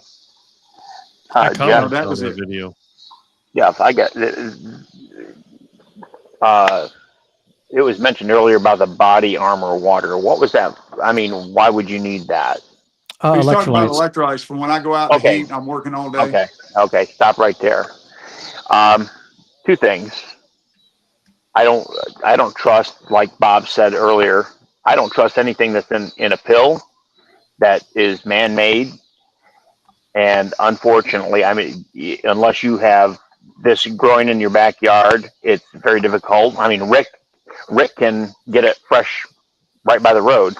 But I found it's called Harmless Harvest Organic Coconut Water. It's got 0 added sugars and a total carbohydrates of 15 grams. and it's organic. Like I said, it's organic coconut water, which is it's your natural electrolyte. You can't get any better than this. You don't have to mix anything. And the other one I have, my wife is drinking, is straight out of Costco. Unfortunately, this has 26 grams of sugars. But the only thing that's in it is organic coconut water. That's it. That's the only ingredient. Both come. The Harmless Harvest, you can get out of Walmart, and the one I just showed you, you can get from Costco. But this is the better one. It's like $10 for a 32-ounce bottle. But that's my suggestion. I wouldn't trust anything that somebody's had to mix up in a lab to make electrolytes for us. Yeah, and and a lot of people like coconut water and add that to their routine. Your Body Armor 0-calorie drink is probably going to be akin to a Propel Element. or a Gatorade, No, where no. it's going to have some artificial sweeteners. Yep. Or not. Maybe it might have some plant-based sweeteners, but then it'll be like the quote-unquote natural flavors, and you don't really know what those are. And then some Gatorade. fortified with electrolytes. Now, I have no problem with that. I still drink artificially sweetened beverages, so I would drink a Body Armor in a heartbeat. I would probably fare just fine, and most people probably would. But you might have reasons where you want to avoid that. It's kind of like the LMNT controversy from 6 months ago or so. Yep. When LMNT didn't even know it, found out that there was much more maltodextrin in their drink mixes than their supplier had told them. In the flavored ones. In the flavored ones. It wasn't in the plain. I've always taken the plain. And they made this information available public. They were very transparent about it. But then all these people started flipping out. It was really still just a negligible amount of maltodextrin. But for some people, that might make a difference. For me, I didn't care. I would still drink the flavored LMNT. Other people, they were only go with the unflavored because they didn't want any maltodextrin. And I'm only doing any kind of electrolyte. Like I said, when I'm working outside, it's hot. And it's going to help keep my blood pressure up, and it's going to keep me from cramping all night. Mm-hmm. But man, I'll start cramping bad if I don't get enough. Yeah. Bob, I think the controversy came in because they didn't disclose the amount. They didn't quite properly disclose the amount of maltodextrin. But I think what happened was it wasn't the owner's fault. It was the packaging company's fault, where they changed something or they weren't following the protocols that the agreement had set. So that's what people weren't necessarily mad that there was maltodextrin in it. They were mad because it wasn't disclosed properly. And that's what the big stink was about. Yeah. That's what he's saying. The owner didn't know.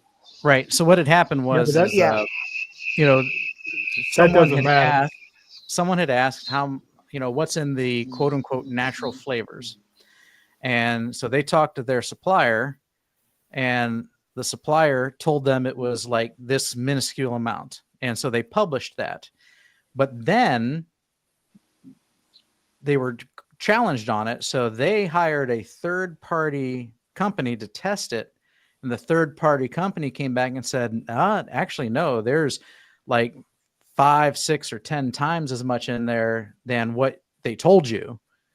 And then they made that public too. And so that's exactly what I mean by they were transparent, but it was the people who make the natural flavors who had lied to begin with. They even lied to Element. Yep.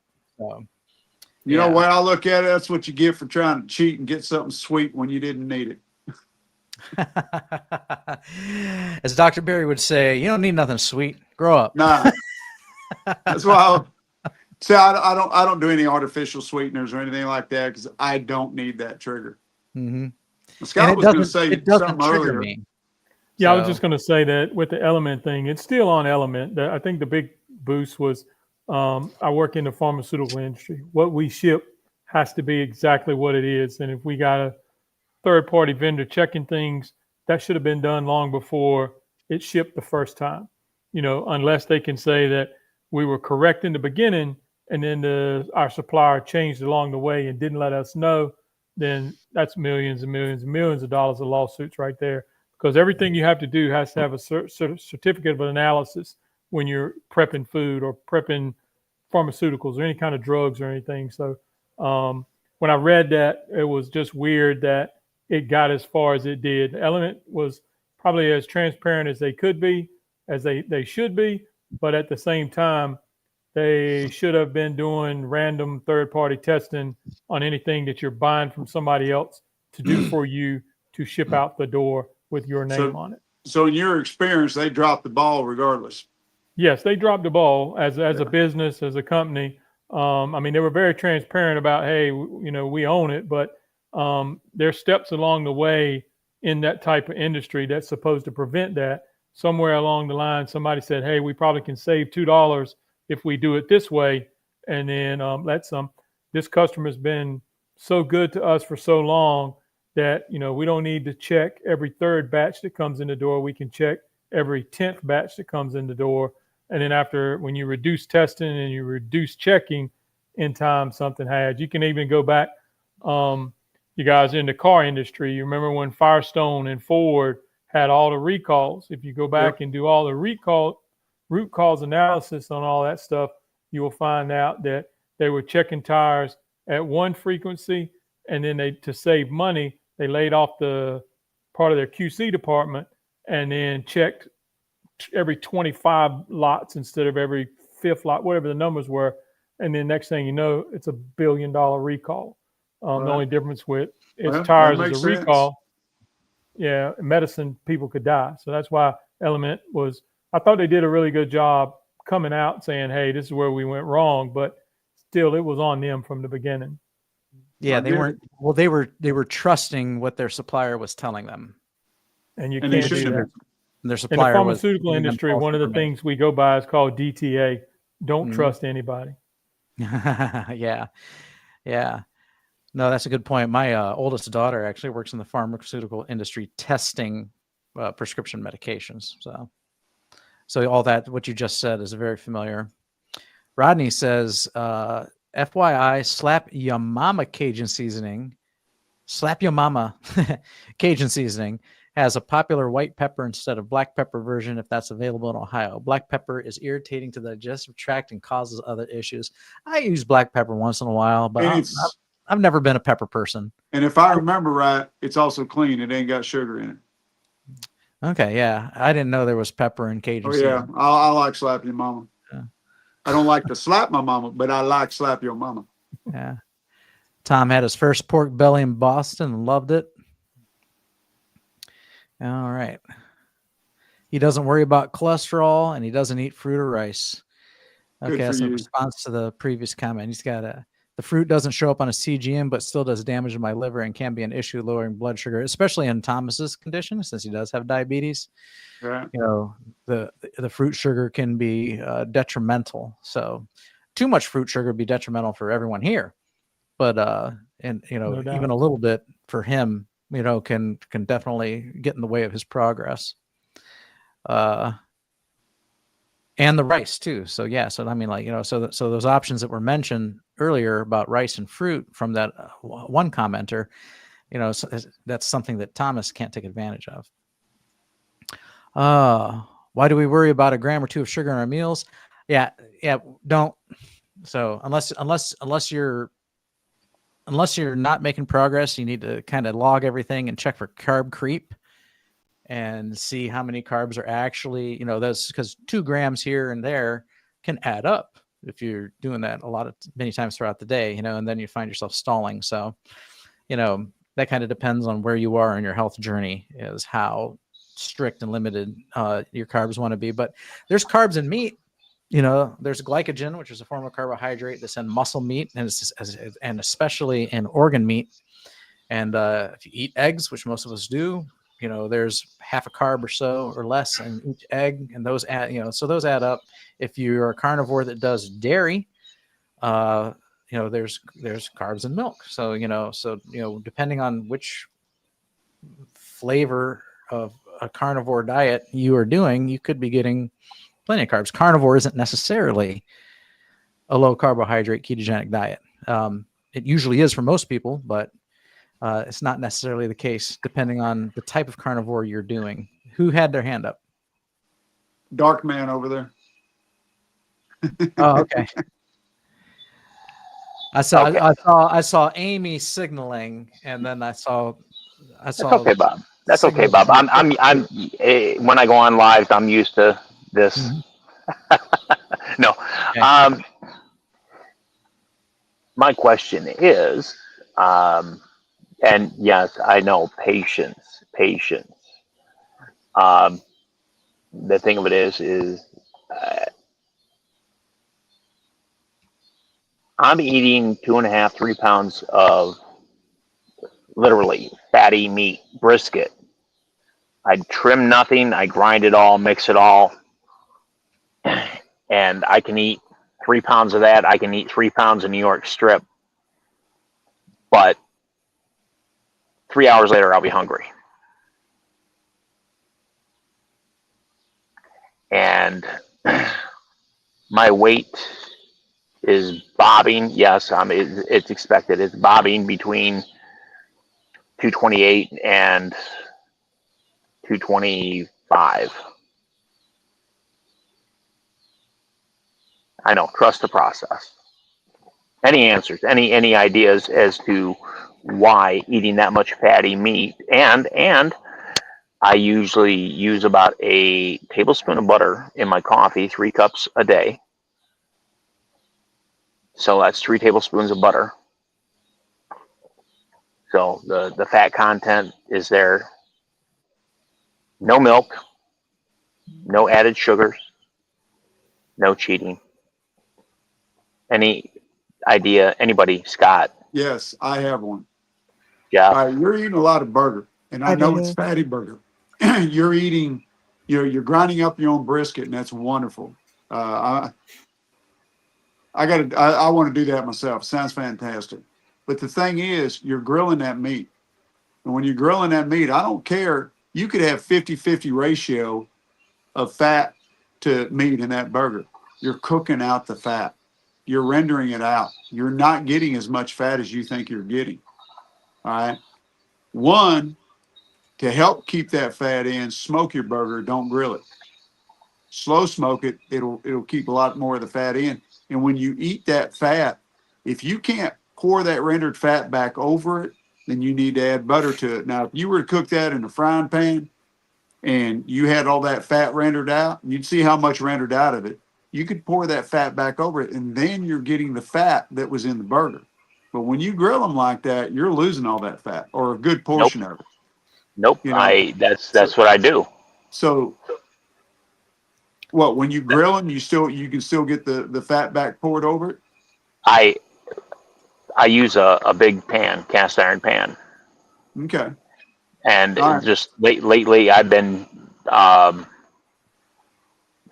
cooking inside because it's been too crazy hot. I pour that fat over and I drink Okay. it. All I right. drink it with my bites. All right. Well, then I have a other thought. than that, I have a I thought don't too, have Kurt. nothing. Have you had your testosterone and your hormones checked? Oh, my 'Cause testosterone. Let's not the even go there, same sister. applies. Well, that could be a reason that you would be stalling in your weight loss. I'm just saying, if your hormones are optimized, for men and women, albeit they're different, that could be a reason. Now, how long have you been carnivore? A little over a year. Okay, so you're probably your body could still be working on it. I don't know. I'm not a hormone expert by any means, but I know that is one Well, thing that could cause it. The second thing, not related to that, is I cannot take the burger grease and then pour it back over the burgers, but I can put butter on a burger and I can put bacon grease on a burger. I don't know what it is about burger grease. I can put a little bit on there, but I can't like just dump all of the burger grease back on the burger. You need to try the brisket grease. It's superb. Regular hamburger grease is Brisket's different. it's a completely different animal. My testosterone was on the low end of the 300s. So if that tells you anything, and that was 8 months ago. I'll give it a stab. Is that good or bad? I don't know. I'm not a It's not good. It's not bad? good. Yeah. It's on the bottom. So that Go ahead, Scott. Yeah, I've been that doing could be causing carnivore that for could 14 be causing it. Yeah, Kurt, I've been on it for 14 months, and one of the things I've done along the way is self-experimentation. I mean, I'll try a different path. I've increased the protein and let the fat drop. I found out that didn't work like I thought it would do. I've reversed it back and forth. The sugar has added some food, the exercise. But one of the things I found is timing. A lot of people say it's total calories in, total calories out, or it's total amount that you eat or when you eat. But for me, and it's just for me, when I'm on day shift, and that's every other week, I gain weight. And that's because I don't eat till I get home at night. And that's usually like tonight, 8:30, 9 o'clock. By the time I get home, get everything fed, and then come in the house and get ready. I eat, and then I'm not far from bed. On a normal night, it's 9:40. I'm already asleep. I'm a 9 o'clock guy. So I eat and go and just, within minutes go to bed. And I have found that provided me with a stall and some weight gain eating at night. Now, when I'm on night shift, if I eat at night, then I'm going to work all night, come home, sleep all day. So that one meal a day, I space it differently.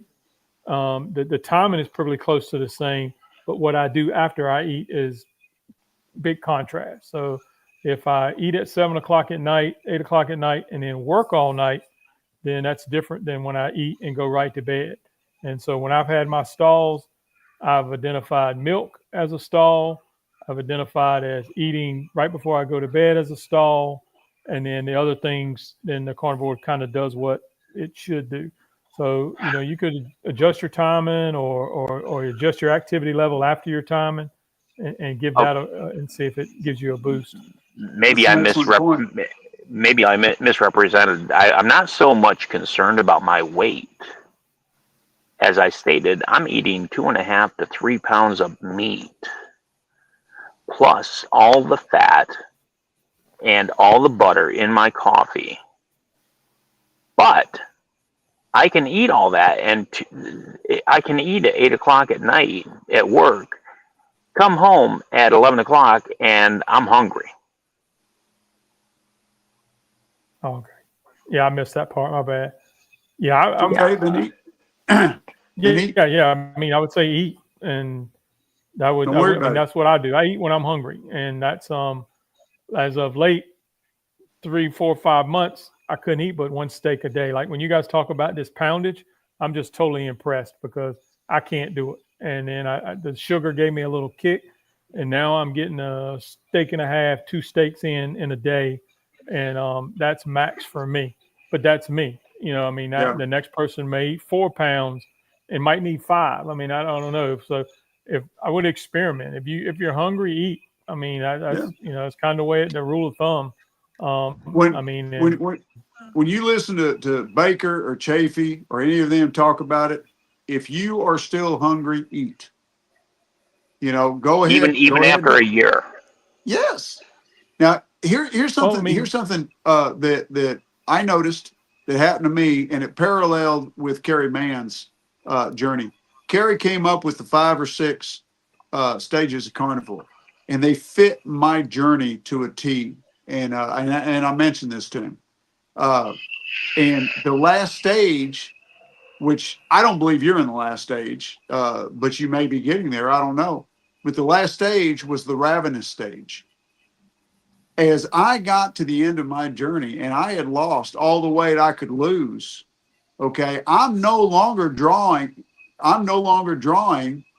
my energy off of my fat stores because I don't have much fat stores left. You know, I'm 6 foot tall and I'm 160 pounds. I don't have much fat stores left. And so my body was screaming, it needed more energy, it needed more food. And so instead of eating, you know, 3/4 of a pound of meat or a pound of meat to satisfy myself, now it takes 1.5 to 2 pounds. Now, like today, I guarantee I put away at least 2 pounds, if not more, food today. You know, and I generally will eat a good 6 to 8 hours before I go to bed. Right. So But I'm going to say, if you're hungry, eat. Well, Go ahead, Amy. Jeff, based on Yes, what ma'am. you just said, I am at the beginning and the end of my carnivore journey because I am always ravenous. And I Yeah. just started keto. You just described the end phase, but I've also lost a lot of weight before I went carnivore. I mean, I meant carnivore, not keto. And to Kurt, I guess we're just going to start an always hungry club because I can eat all the time too. Now, I can't put away probably as much meat in one sitting as you can, but I'm like, I'm always hungry, like all the time. I can eat all the time. You know, see, that's that for me. I can't eat all the time. It'll happen. I'll get home and I'll get I'll cheat. I'll get a meat stick, one of the Green Ridge Farm beef sticks. But I typically, I used to when I started, if I got hungry, I would just drink my salt water and fill up on that. But I don't want to be up and down all night going to the toilet. Okay, so here's something else you can try too. When you have it, sometimes is it really a hunger or is it more just a craving? A You habit. know, you want a certain mouth feel, something like that. I know sometimes I want to just munch. I want to munch on some pork rinds or something, because I want that crunchy mouth feel. You know, and I'm not really hungry. I just got that little bit of a craving like that. But a lot of people, when they experience that kind of stuff, they find out that it's not so much a hunger, but a craving. You look at Steak and Butter Girl, and a lot of the other influencers, they will eat some butter. You know, now in my case, what I do, because I make my own tallow, I have the fat bites that are left over after rendering tallow. You know, you're still going to have those solids left over. I save those, and I'll heat those up, sprinkle a little Maldens on them, and I'll eat those. And that's just eating straight fat. And if I've got any kind of cravings, that wipes it out. That's right what I've there. been doing too. Yeah. That's I eat I never, butter you too. know, I just eat So it. eat I you never some thought of cold that. butter. Make you some butter bites. No, And I'm over that. I do too much cooking as it is. I don't want to deal with butter bites. I'll just grab a bar of just butter out and take a grab bite. some cold butter. Yeah, so in the mornings, if I'm intermittent fasting and I don't eat till noon, but I start getting hungry at like 9, I will literally cut off a couple tablespoons of butter and just eat the butter Right. and drink my tea, and that'll help pacify me and help me make it till noon. And then they say butter doesn't break a fast, so it's actually okay. And you know what's funny is, I sorry to interrupt, but the answer is right in front of me, and I'm that blur that I can't even see it. Yeah, just eat some butter, Kurt. Yeah.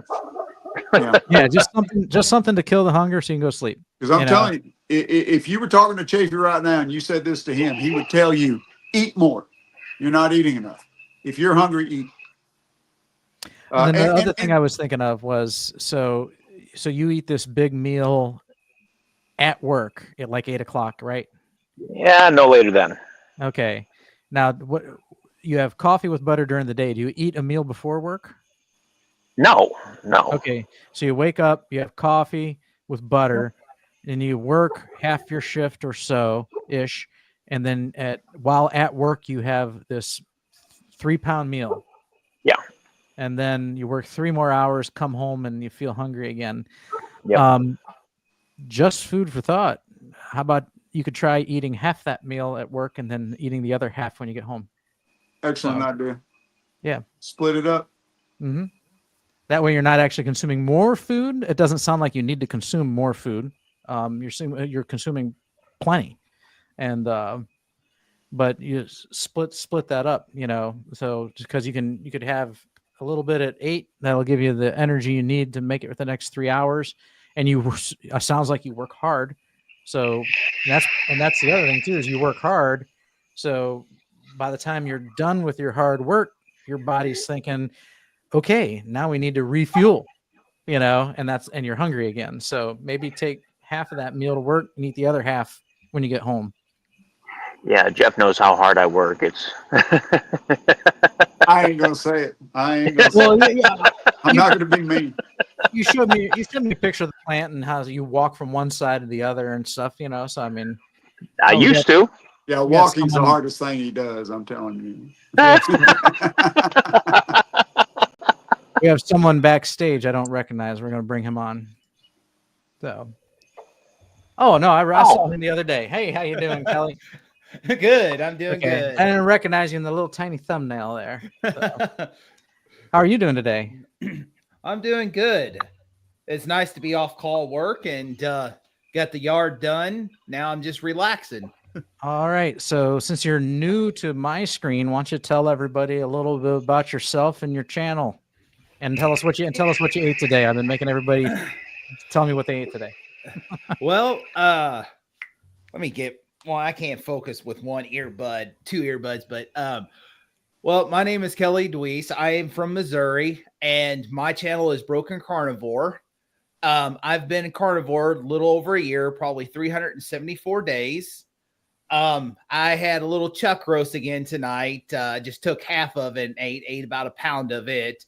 The reason why I went carnivore a year ago, because I was dealing with chronic inflammation, and as I am a man of the trades, doing maintenance and apartment community, up and down stairs, dumping AC pans, getting apartments ready, plus work orders, it can really affect your job when you have that chronic inflammation. Mm-hmm.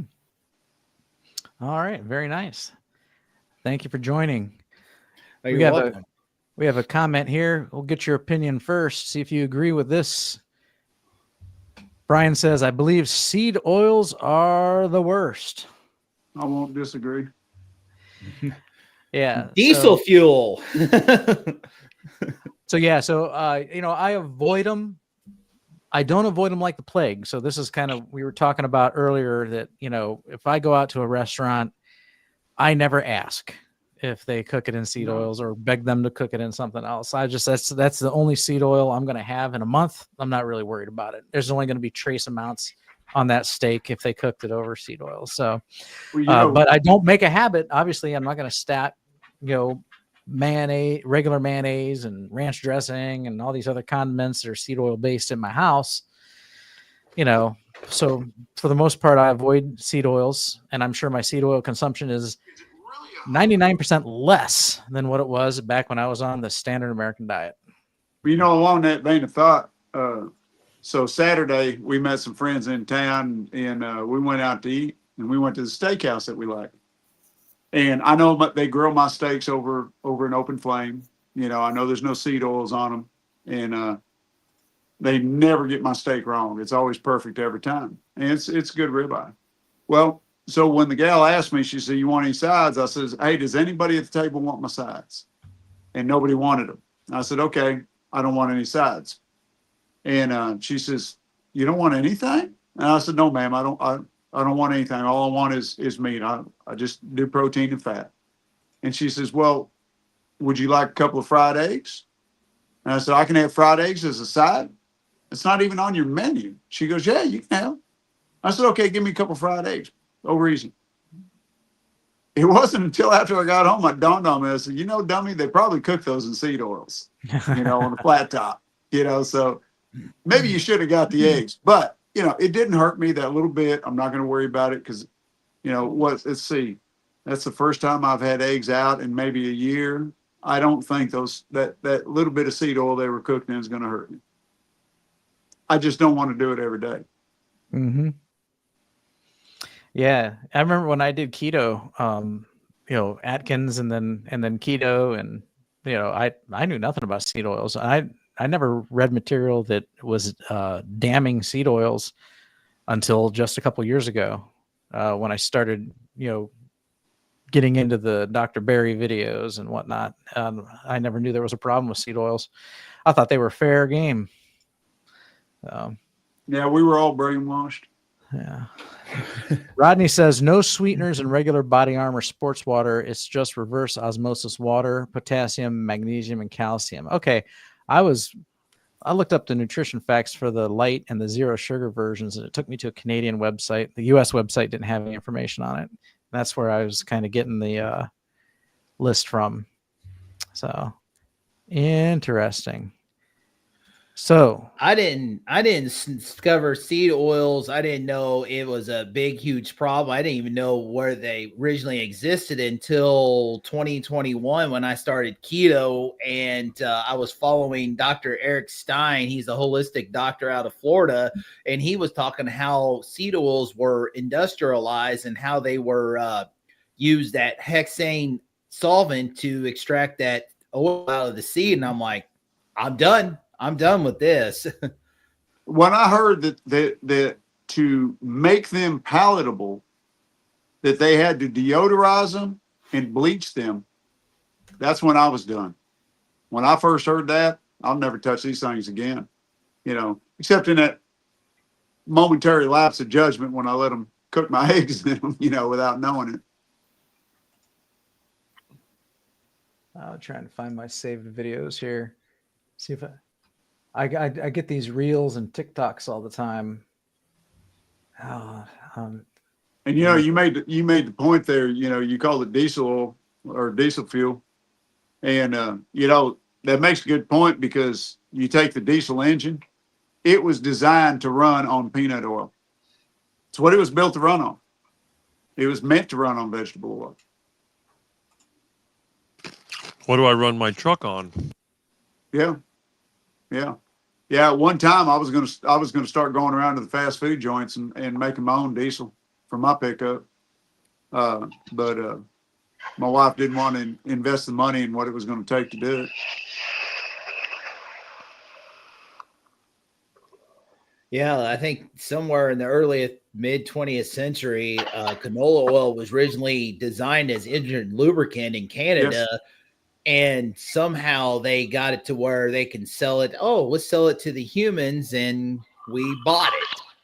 Well, yeah, it's my understanding, from what I understand from history, is my people invented it. The Germans invented it back around World War I. Used it as a machine lubricant to oil their submarines and their tanks and whatnot. And then after the war, one of the food companies, I don't know which one, I can't remember, Kraft or somebody, bought the patent from the Germans. And it was basically because this was early on in the Industrial Revolution, and they found that this made a great machine oil, and machinery was just coming online. Massive manufacturing, industrial, the whole Industrial Revolution was taking off. So you had all these machines needed this massive amounts of oil, and we weren't producing a whole lot of oil back then. So this was a good way to keep the machinery going by using this vegetable oil, these seed oils. And back then they were using mainly cottonseed oil, from what I understand. That was the big crop. And then when they found out it was so cheap and inexpensive to make, they started making too much. Too many people were manufacturing it. And they were like, okay, we've got to do something with this. We have an overabundance of it. So what are we going to do with it?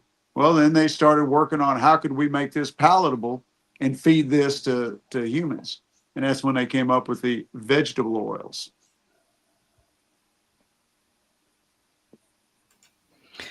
I can't find it. I saw a reel where it was basically just one person making seed oil in like their kitchen, and they had all the chemicals and stuff needed to do it. And they started off with like this huge, I mean, probably triple the size of this here of whichever grain they were using, and they had to blend it up and add something to it. And in the end, they had just what looked like maybe 3 tablespoons of oil, and it was rank and a foul color. And then they added this chemical to it, which was treated it, and it would separate. And then they skimmed it off the top and put it into something else, mixed it with something else. And they went through this whole process. And in the end, you had just like a little bitty bit of this oil. And I'm trying to figure out why. What do they do with the rest of that product after they like squeeze what little? It seems like such a waste. Like if they throw that stuff away, everything else, like it's I guarantee a waste of crop. I guarantee they use it somehow, and I wouldn't be surprised if somehow it ends up back in our food supply, either being fed to our animals or being fed to us somehow. Yeah, nothing goes to waste, so that's true. Yeah. Look, I go to a local brewery. I go to a local brewer about 30 minutes from here once a week and get a 55-gallon drum of all the wheat and the barley and the corn that they use that's left over from making beer, and I come home and feed it to the chickens.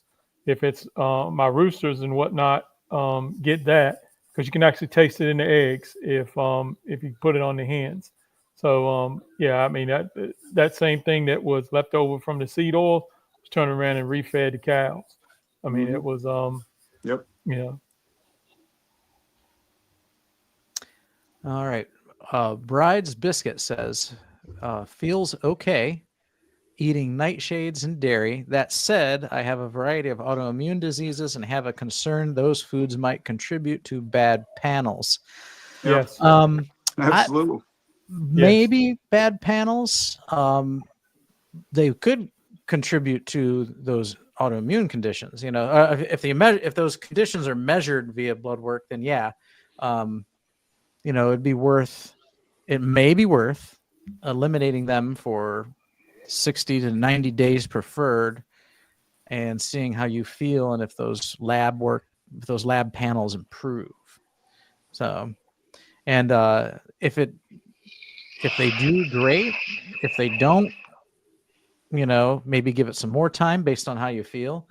And then you can always reintroduce it and see what happens then too. So, you know, that's the way you find out for yourself, your own N=1 and your own elimination diet. So yeah, I mean, that's the way to find out. Eliminate it for 30, 60, preferably 90 days. The longer, the better. And then if you want to try to add it back in, and then of course at each stage, go get another blood draw and get a panel so you can monitor if anything changes over time. And does anybody else order their own blood work through like Own Your Labs or Alta Labs, or there's another one too? But yeah, I just did. I order my own blood work all the time. I'm having a medical issue right now. I'm not going to go into the whole thing, but my doctor's screwing around. She sent me to the wrong specialist. She sent me to an orthopedic specialist when I should have gone to like a OBGYN. And I'm like, this is stupid. So I begged the orthopedic specialist to order me the scan that I need, which is not orthopedic. It's an ultrasound. And they did. I said, I realize this is not, an orthopedic issue. And then I got so mad that my doctor didn't send me to the appropriate doctors, my primary care, that I ordered my own blood test. I ordered the blood test I want to see to make sure nothing nefarious is going on. And unfortunately, Own Your Own Labs did not have the blood test that I want. The blood test I want is actually a cancer marker test, a CA-125. They did not have that, which diagnoses breast cancer, lung cancer, and ovarian cancer. So I ordered the test myself. I have the order. I just have to LabCorp. I don't know how much it's going to cost at LabCorp, but to order it was $25. So I ordered it myself, and I'm taking my health in my own hands. I'm not waiting on these doctors to screw around and send me to the wrong places for the wrong tests. I'm done with that. I'm done. You are responsible for your health. Yep. And cancer runs in my family. Like my sister had breast cancer. Two first cousins had breast cancer. My grandmother died of either lung cancer or breast cancer. They don't know where it started because it was all over her body. And 2 grandparents had colon cancer. So I'm like, I'm not jacking around. I'm just going to order what I want, pay for it myself. I don't care. I have a question. Sorry, you hit a because nerve with that question. That's okay. I do have a question to pose to everybody that is on the panel and that's listening. I follow this chiropractor. He's come up with a test. It's called the M as in Mary, V as in Victor, X, MVX test to show your health markers and where it's hard for me to explain, but if you look up MVX on YouTube, you'll find this doctor and how he claims. I'm not how sure positive his findings are, but he swears by it. Basically, it'll show your longevity, and he does holistic. So changing your diet, changing your environment type. That's the type of doctor he is. But I just wanted to put that out there. The metabolic I just found the same vulnerability page. index. Yeah. I just looked it up in Bing here. And then here's this guy, Dr. William Cromwell. Is MVX the new frontier in predicting all cause mortality? That's just what Bing serves up. A lot of Not that one. I've never heard of it, so that might be Okay, interesting yeah. to look up later. Yeah. Okay. So we could look it up. We could look it up on YouTube. Let's see what happens when we do.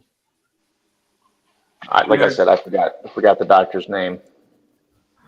MVX test.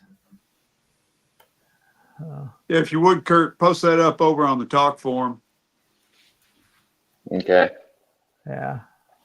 There are lots of videos here. right there, that guy in the blue. The Superman. No, above him. Oh, in the witch hat. Keep going, right there. The dark blue, the light blue. The one that says. What's his name? What's his name? Dr. Darren Schmidt. Yep, that's him. Okay.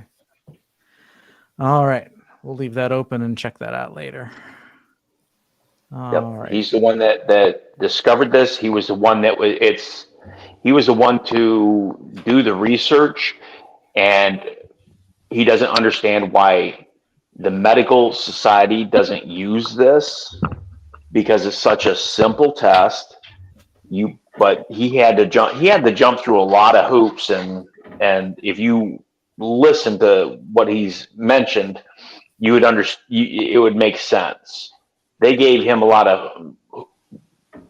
they sent him on wild goose chases, basically. But he finally got it where he can get this test done and he can get it done for other people.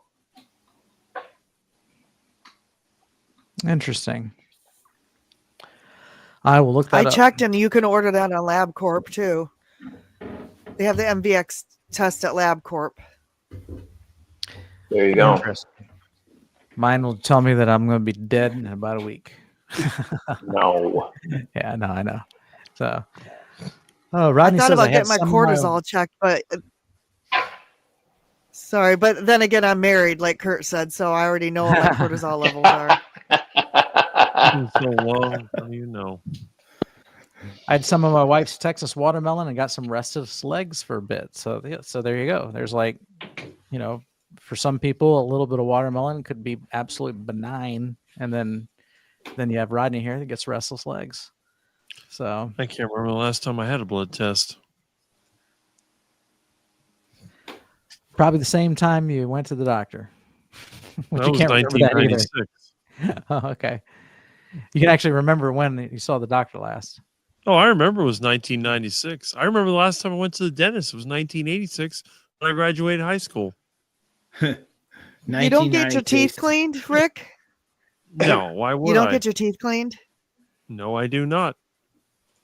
I have to haven't get my been- teeth cleaned. I haven't don't get been my to a teeth cleaned dentist either. since Reagan was president. I don't get my teeth cleaned, but it has nothing to do with hygiene or anything else. I am terrified of dentists. I have a phobia about Oh, dentists. well, that makes sense. Yeah. I can't. It's got to be an emergency before I'll go see one. Why Ever would it since be starting Makes carnivore, sense. like Rick, it makes sense. We're not eating all the crap that gets stuck in our teeth, and it's not going to rot our teeth. Yeah. Nope. I brush. I'll be honest with y'all. I don't care. I brush my teeth once a week with water. I brush every other day, every few days, something like that. So I brush twice a day, but I want to take care of my teeth because I don't want to go to a dentist. mhm. I brush my teeth with lard and baking soda.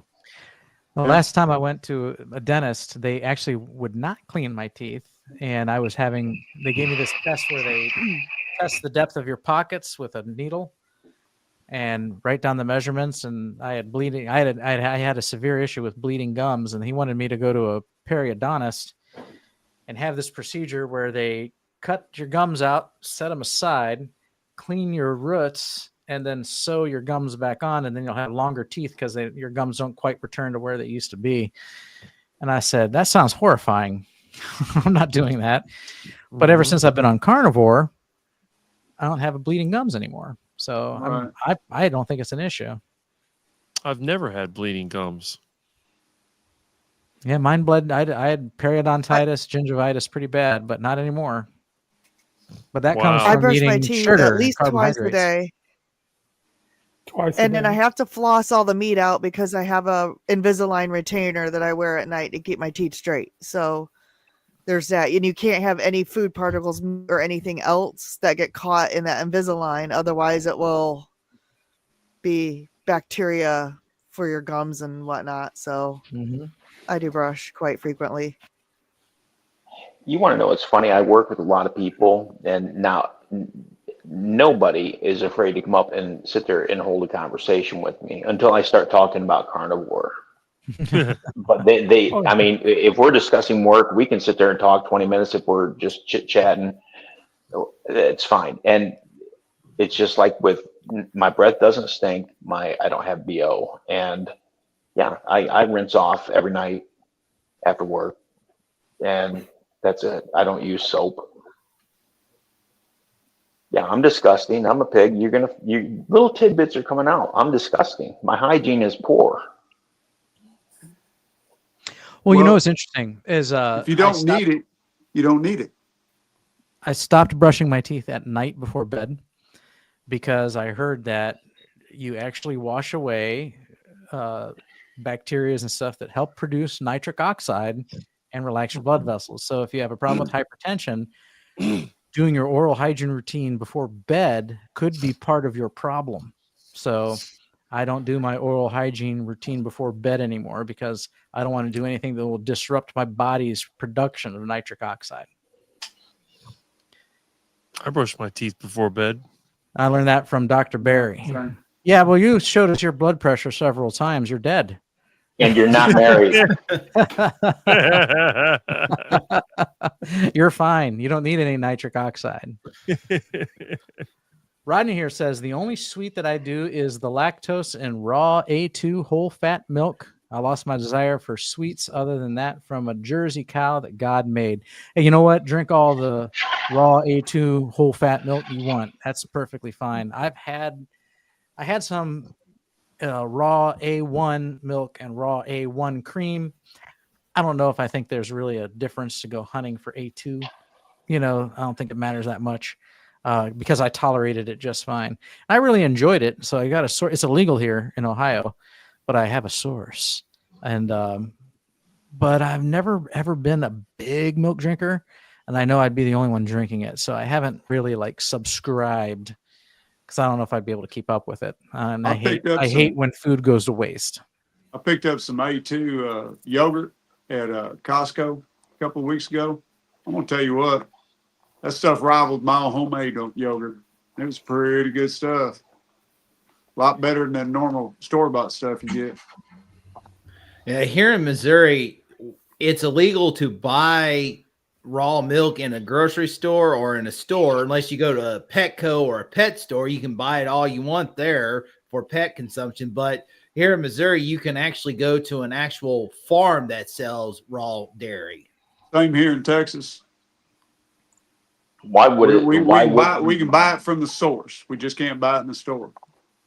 Yeah, that really doesn't make sense. That you should be able to. We can go out and buy marijuana in a store, and that's not healthy for us. But we can't make our own. We can eat the poison that the government lets these places concoct, but we can't buy natural organic food. It's all who's shelling out the most money to the politicians. Exactly. Every issue root cause is green. I mean, That's exactly anything right. we talk about, everything is green. You can narrow All it down goes to back green. to the money. Yep. You know, the beef industry would be bigger if we had the lobbyists in Congress that the grain industry has, that the milk industry has. They've Very got true. them, we don't. Because we're too diversified, we're too small in our individual groups. We don't have a big conglomeration, backing us up, like Kraft or Coca-Cola or something like that. So that's why we stay small and we can't get anywhere. And that's also why they're trying to crush us. I'll just want to put this out there, seeing as how we're on the subject of dairy, for everybody that's not a part of Carnivore Talk. The FDA has a major recall on this butter. Yeah. They're looking out for us, okay, because it contains dairy and the company forgot to put contains dairy on the label. Yeah. So they're recalling I saw that. 64,000 pounds or something. It's absurd. You can recall it and send it to me. I'll take it off your hands. Yeah. There you go. There you I go. don't care if it doesn't say butter in it. I got plenty of refrigerators around here. That is like the dumbest recall ever. Like, I forgot to label it. May contain dairy. Who buys butter and thinks it does not contain dairy? Oh my. All right, guys, I am going to sign off. So I'm going to say I have to get up for work in the morning. So I'm going to say goodbye. Thank you for having me on. All right. Yeah. Thank you Yeah. for Go Irish. joining. Good night. Take care, sister from another mother. Go Irish. By the way, Yes, Yeah. bye, Go everybody. Irish. I'm going to sign off in about 13 minutes. I'm going to try and call it at 10:30 today. Okay, I'll hang with you because I was fixing to head out too. And then of course, I see what you just put up. I see Tanya posting. I saw you earlier, Tanya. I knew it was you. Yeah, that's why I highlighted Tanya's a it. friend of mine. She lives where I used to live, but she's just 12 miles down the road from me. Okay, yeah, I'm 30 minutes behind or 40 minutes behind on these comments here. So I just keep throwing them up on stage. Tom asks, how much wood could a woodchuck chuck if a woodchuck could chuck wood on carnivore? Oh, so now you had to throw a wrench in there and say on carnivore. Because if you Google it, you'll find it's like 700 pounds. Carnivore will make him stronger. He can do more. Yeah, he'll last longer. Sustainable energy. Right. There you go. Okay, let's see here. A family friend lost two toes, knows about the cause, but doesn't want anything to hear about food. Very frustrating sometimes. I bet we all have to deal with similar cases. Yep. Yep. It's Absolutely. hard when it's like, hey, I know exactly. I've got the information that you need that if you would apply it would turn your life around and your health. And people are like, In the last blah, blah, in the blah, blah. last week, I've had two converts. Two converts. Husband and wife on both of them. First one was a neighbor I hadn't talked to in a long while. He was returning a live trap of mine. And he looked at me and he hadn't seen me in over a year. And he's like, dude, what happened to you? And I told him, we got to talking. He got so interested. Now he's texting me every day what he's eating, what he's doing. His wife's a type 2 diabetic, and they're both into it. And then Sunday, my friends that I hadn't seen in a while that we met in town, we went out to eat, and they saw all I eat was steak, and they got to ask me about why all I eat is steak, and I got to telling them about it, and now just before we started here tonight, he was texting me questions, asking me about, butter and cheese and whatnot. And so I've got them all on it. So I've got 2 converts this last week. Awesome. I had one Hopefully at they work. stick with it. Yeah, I had one at work, same thing. Hey, what are you doing? And he listened. The other 25 people in the break room. If you think talking carnivore is a scare, tell them that you're going to eat on Monday night and you won't eat again until Friday or Saturday. And I mean, they look at you like you're as lost as last year's Easter egg. I mean, it's just, that's a real stretch. Maybe I need to do a 4-day fast. I swear by it. I don't preach and, get up on a pedestal, but for me, it's one of the most amazing things I've ever done. I mean, first 2 days is okay, pretty good. Second 2 days, I've got energy bouncing off the walls, and it's sustainable energy at a high level. Yep. And then the day or so afterwards, after I break the fast, energy level is still incredibly high. Just feel amazing. I wouldn't believe it. If you 14 months ago, if you'd have said, "Hey, Scott, try this," I'd be like, "Nah, you're off in the head. I can't swing that." But it is amazing, and I mean, all I can do is say, try it. Give it a whirl, because I think it's awesome. So I try to hit a 4 to 5 day fast at least every other month, and I'm on my 5th or 6th one now, and they're all of them. The only thing I haven't got good at is breaking the fast. I've tried it with chicken broth and beef broth, and eat a lot, eat a little, beef, eggs, and I get loose right afterwards, regardless of what I eat. And so I hadn't nailed down that part of the fast, but everything else is well worth it. So you work out though, don't you, Scott? Oh yeah. I try to go to the gym at least 4 times a week, and on my 3 days off each week, I have 3 days off one week and 4 days off the next week.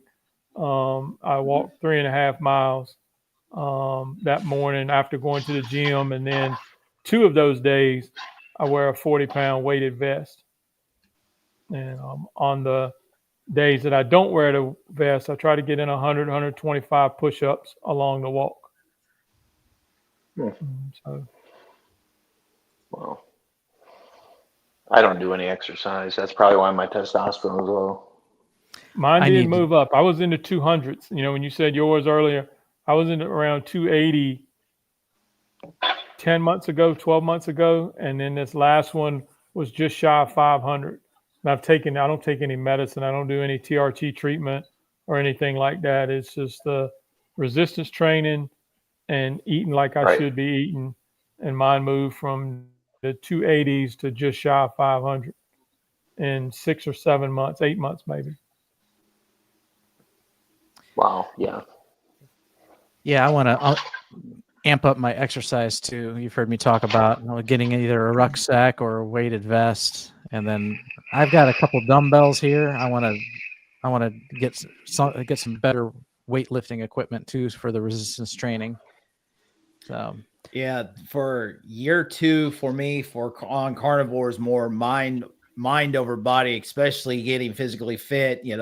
My biggest deal with the chronic inflammation is my right hip. Left knee went away, but I still have like a lot of weakness in that area. And so I've started like kind of physical therapy type training, like I'm doing squats where I squat down far as I can go, hold a count for 10, and do that like 3 to 5 times. I just do that throughout the day. And of course, now this week I got up to a count of 30, and I did it like 10 times today, and it felt great. So that's kind of stuff I'm doing. And then hopefully this fall, I'm going to try to get a, gym membership at the Wyatt, our local town and near me, and do some weightlifting and stuff like that. Yeah, you can and you can be really simple about it. I've learned, like I tell everybody, this is sad, but I've read more in the last year, carnivore eating, working out, resistance training. I've read more in the last year than I did the previous 25 years. So that's one of the things that you could do that I highly recommend. That's really simple is what's called a farmer's walk. And basically, The easiest thing to do is get 2-gallon jugs and fill them up with water and tote them. Just walk around with them and just tote them, and you'll be amazed at what the Farmer's Walk will do to you as an individual, head to toe. I mean, it's crazy, and it just goes back to, it links all the way back to caveman times. You pick stuff up, you tote it to where it needs to be. You know, we ate a certain way back then because that's just the way it was. And their workouts, if you mimic, we are mimicking the way they eat, we should also mimic the way they worked out or they condition themselves. They picked stuff up, toted it for distance. They walked to the kill, you know, like, you know, the deer didn't come to them. They had to go to it, and they didn't get in the truck and drive 15 miles to the hunting spot. They walked to where the hunting spot was at. They killed, then they had to tote it all back. So you can do that without a gym membership. I mean, my first 3 or 4 or 5 months was just walking. And then I did eventually go to the Planet Fitness, and I bought the cheapest membership that they had, like $15 a month. And I do use the resistance training now. And that's because I have an autoimmune disease that could potentially be debilitating as I get older. But I think I've kicked it. I think I'm off. I got a doctor's appointment with an MRI and blood test coming up mid-August, middle of this month. And I'm hoping I've already had my last infusion. So, but yeah, you can do it really simply. You don't have to have, you know, huge gym, huge, you know, $100 a month payment for a gym membership, 2 gallons of water, and you can do wonders. The other thing you could do is there's a channel called Way We Move. Yes. Longevity is in the legs. Squatting is natural. Yep. And the other thing is, you want to do push-ups, you start out with push-ups against the wall. You lean into the wall and do push-ups against the wall. None of this stuff, you don't have to pay for a gym membership. And Right. you look at Dante. You think Dante pays for a gym membership? No. I can practically guarantee you all the bulking up he's done it while he's working, while he's at his house. I can practically guarantee there's a lot of it. researchers, your longevity is based in your legs, and there's a lot of research, and a lot of people are starting to refer to your calves as your second heart. You know, that's you use your calves, you push that blood back up, you know, and you don't have the pooling in the legs, the swelling in the ankles through that squat. The squat is the motion we think, oh. There he went. So to finish his thought, since he just froze up. So yeah, that's the working with our legs is really good. So I recommended Dr. Ford Brewer's channel earlier, and he's got videos on that too. Like, you know, you want to live long, work on your legs, you know, keep walking, do resistance training with your legs. And he's got a lot of videos where he does that as well. Yeah, Holly, go ahead. I've been doing a lot with that, especially stretching, because I know Coach Lee. I met Coach Lisa Pickard at the Montello meetup a couple weekends ago, and you know, one of the things as we get older, we got to stretch our fascia, the tendons, and all that. And so one of the things I've been doing is I've done through Facebook and the reels, and I found some you know, training, stretching, strengthening exercises that I'll go back and I'll thumb through that, and then I'll try to do that. And especially for this hip, I'll do one where I'm on my knees, but I'll like turn my internal rotation, and then I'll stretch that inner thigh. And that right there is really, it does really good where it opens your hip area up. That's one of the ones I do. And then, yeah, like a lot of my strength training, because I do a lot of walking, because I at least minimum of 6,000 steps, but I get up to 10,000 steps a day at work, just working, because I have at least a 165 unit complex that I am maintenance supervisor, and you got a lot of walking, even though it's a small complex. All right. Hey, Jeff, before you sign off, stick around for a bit. I got to use the restroom, so All right. I'll be right back and find something to talk about.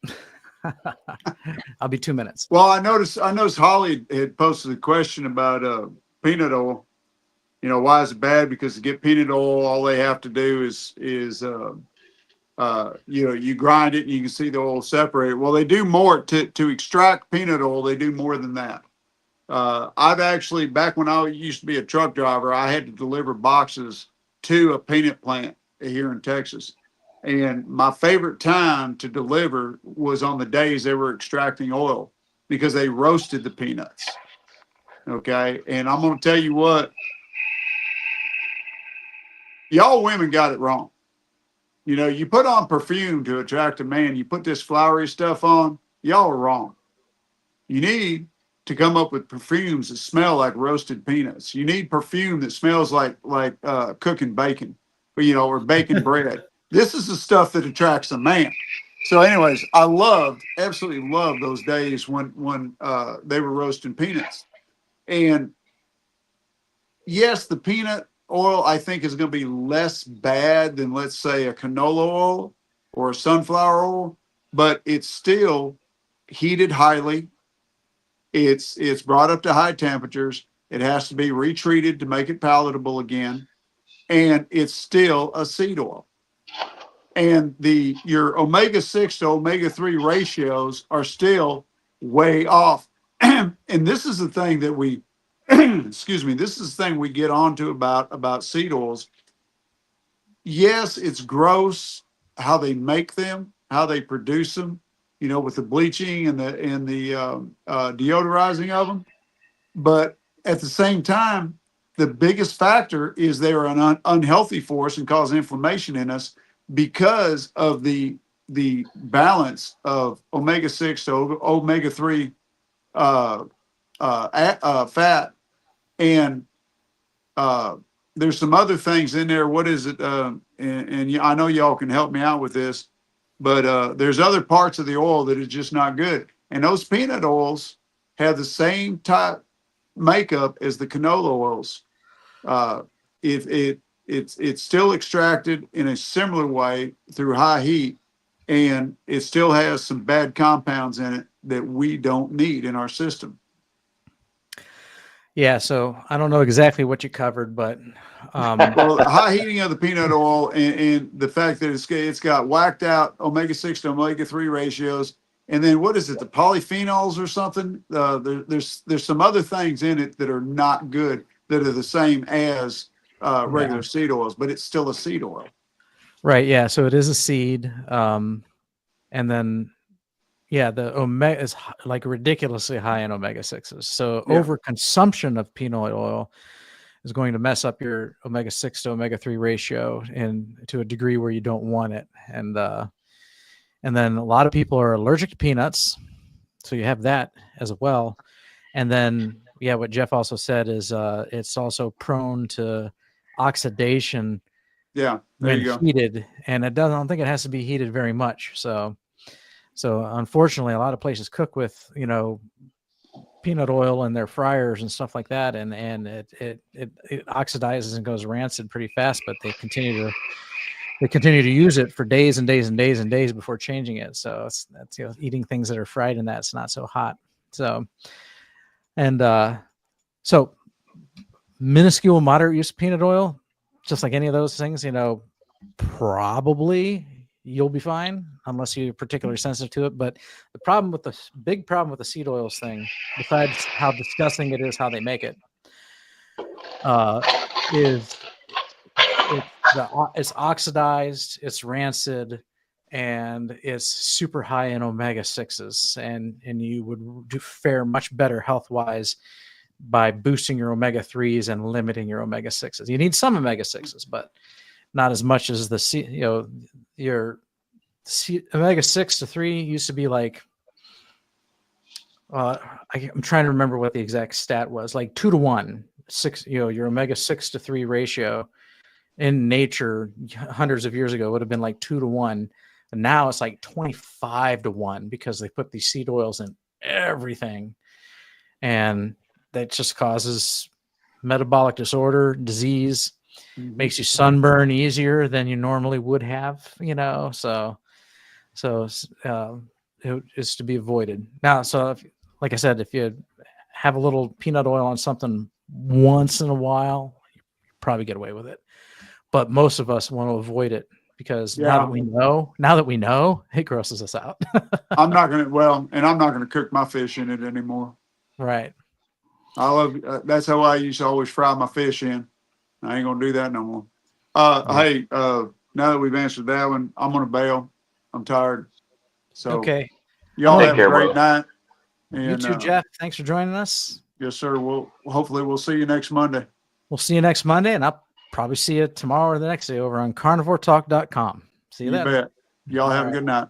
Good night.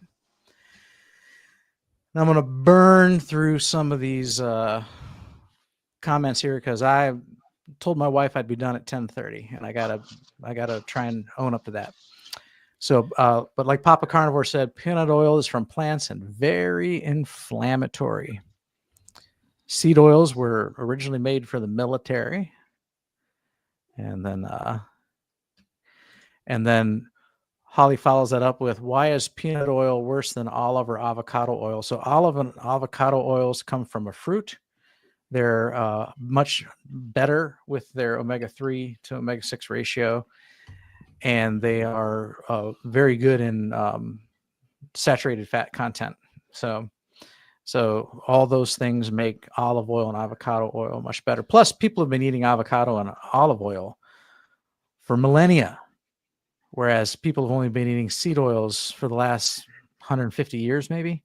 So, humans are well adapted to eating avocado oil, coconut oil, and olive oil, whereas they're not well adapted to eating these seed oils because they're relatively new on the world stage.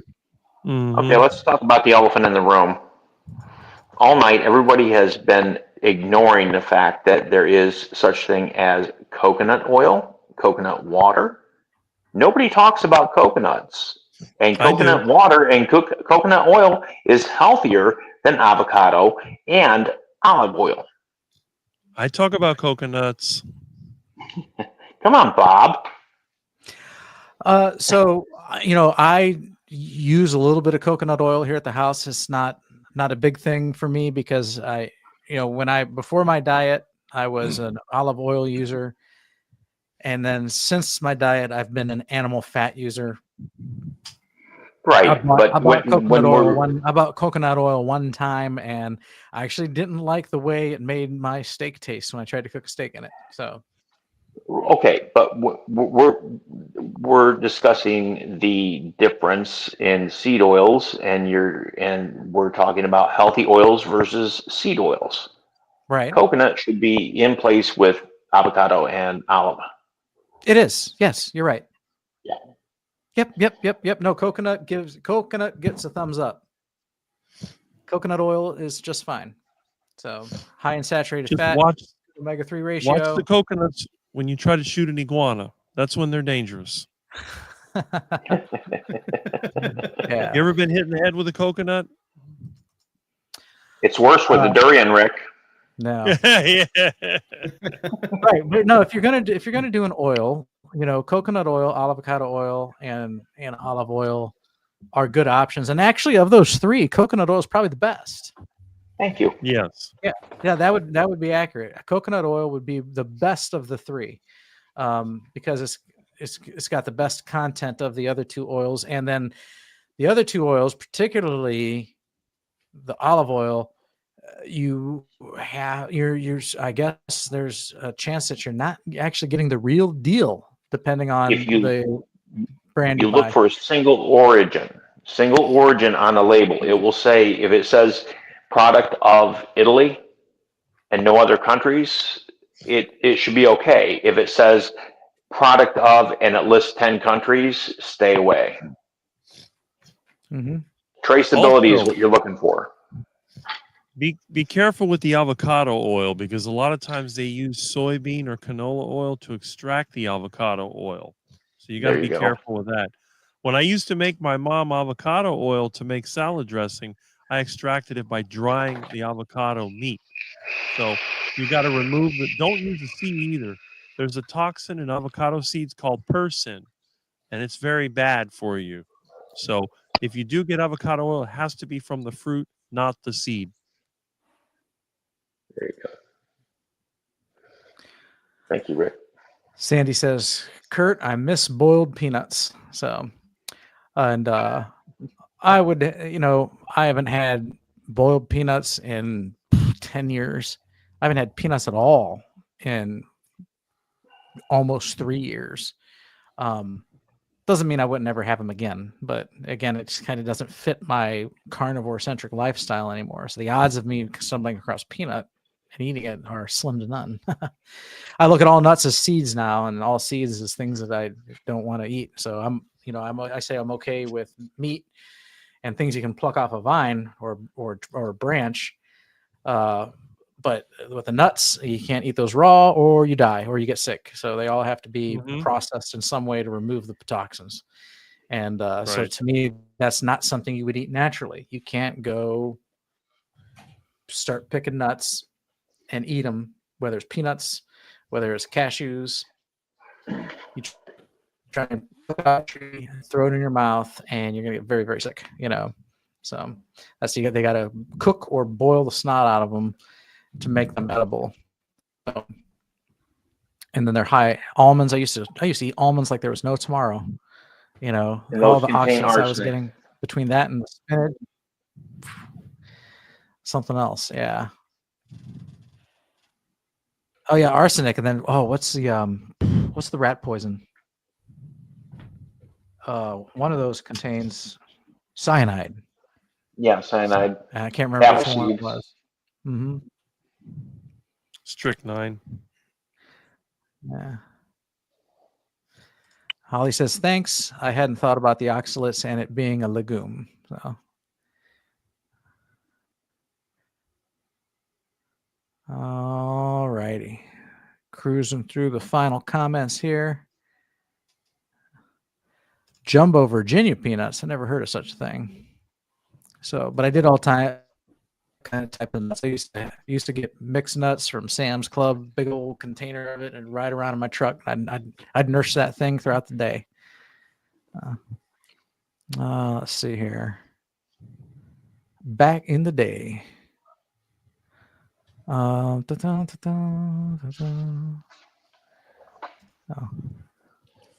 Tom said his parents died of cancer. I'm sorry to hear that. I always thought that'd be the way I go. Now that I eat a proper human diet, I'm not so sure.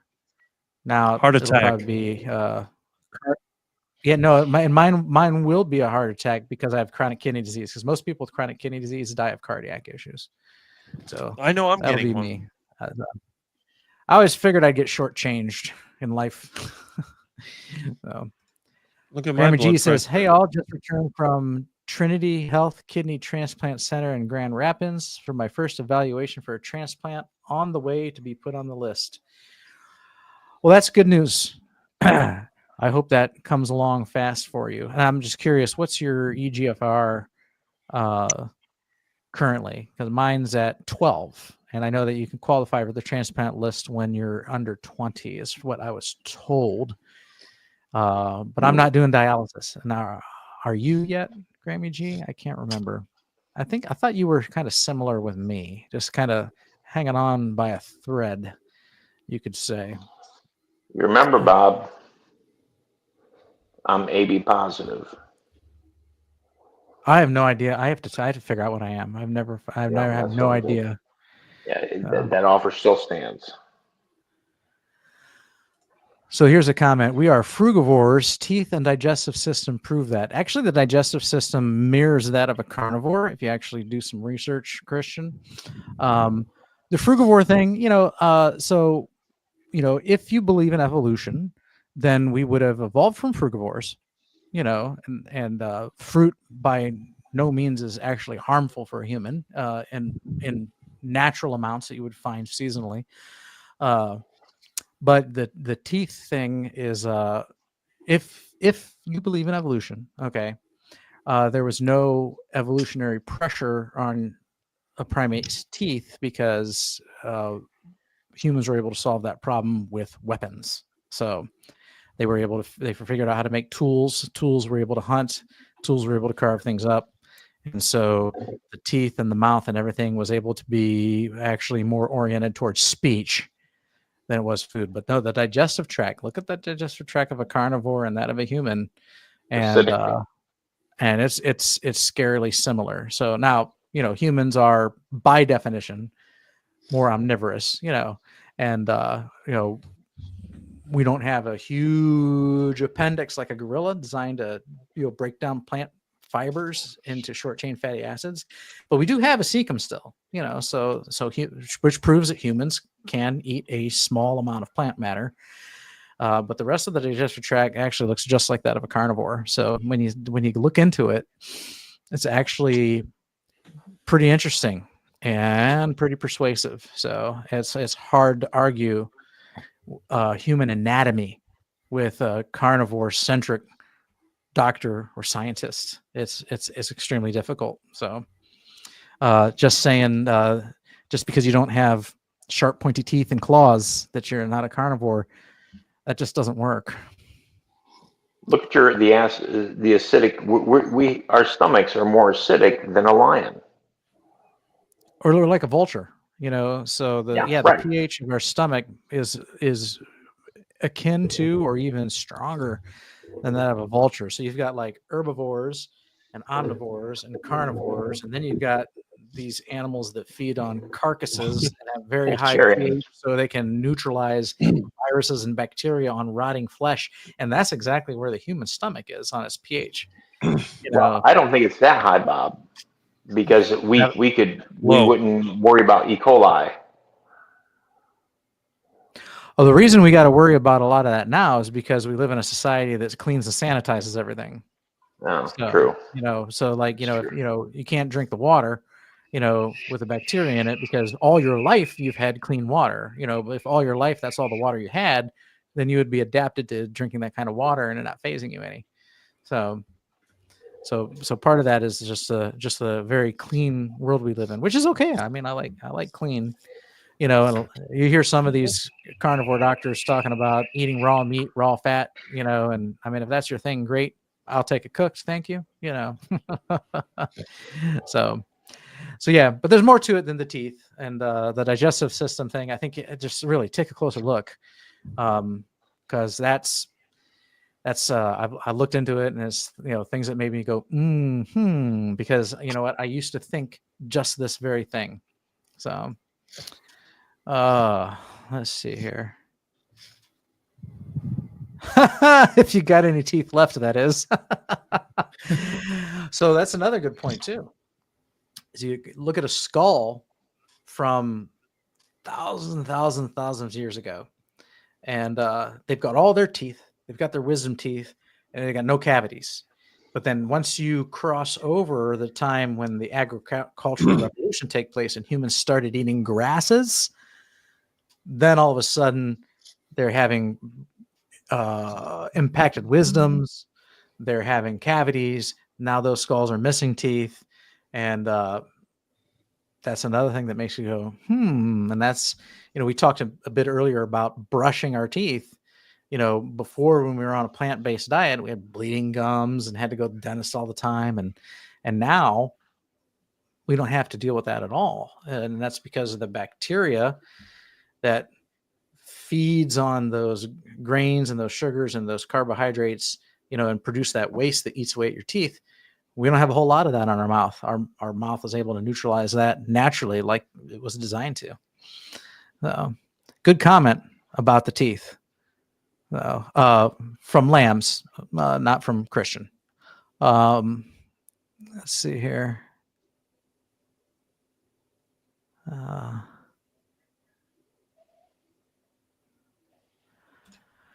There's a carnivore that said he hadn't brushed his teeth in over a year. You know, there's a carnivore that says he hasn't showered in like 30 years either. Like, you know, I mean, okay, you know, people can do what they want to do. So, right. I would still advocate oral hygiene, you know. So like when I'm going to go to a family gathering or to church or something like that, yes, I'm going to brush my teeth and freshen up a bit. So, but I will say that, you know, my breath, as far as I know, I haven't gotten any negative feedback. I don't believe my breath stinks anymore. So my tooth plaque has dramatically dropped since carnivore. I brush with Boca nanohydroxyapatite. I don't go that fancy.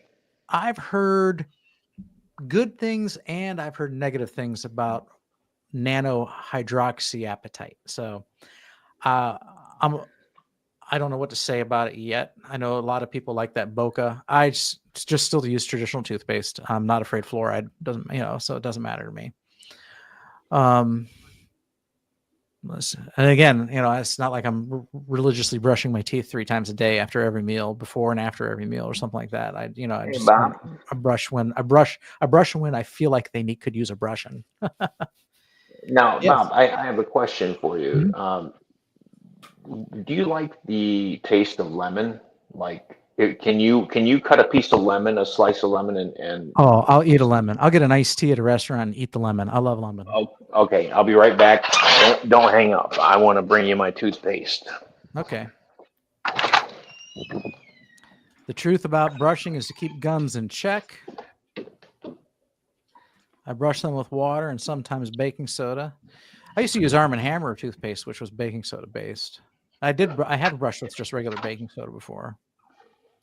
I just use the Hello brand toothpaste is what I use, and I just brush once a day, and I just floss. I always got to floss after I eat meat because it's always stuck in my teeth. But so I just floss probably once or twice a day when I eat. Mm-hmm. Yeah. Latro says, careful what you brush with isn't ruining your oral microbiome. And yeah, that's kind of the point. Yeah, so like, I don't know, the toothpaste I get probably obliterates it. So it's a good thing that I only brush every couple days because it gives it time to grow back. So I use a pretty strong toothpaste. Okay, I'm back. This is the toothpaste that my mother-in-law introduced to me. Okay, let's see. I can highlight you. I can't. Okay. All right. Okay, what's it called? It's called Atomy. Atomy. Okay. Atomy toothpaste. I'll look into it. Yeah, you can get it. You can get it in an Asian grocery. I've used Tom's toothpaste is a pretty common non-fluoride one. I've used that before. We didn't have toothbrushes 100 years ago, nor showers, nor deodorants. Right. Yeah, that's 100 years ago. They chewed on a stick. Yep. So. All right. I've read some articles about that. If you want a horrifying read, go find out what they did before toilet paper existed. That's kind of even worse. I don't use toilet paper. Thank goodness we don't eat sugar. Our teeth would be rotting. They call me yuck mouth because I don't brush. How's about a little kiss? That was funny cartoon. Rick, do you Remember use that? a bidet? I use a hose that's attached under the sink. Okay, a bidet. Yeah. Yeah. Yep. That's nice. It's a homemade bidet. Yep. I got a bar of soap and I got plenty of those white washcloths to dry off with.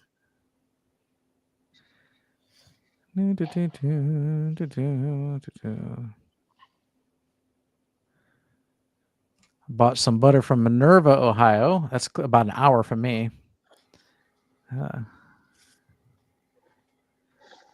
Let's see here.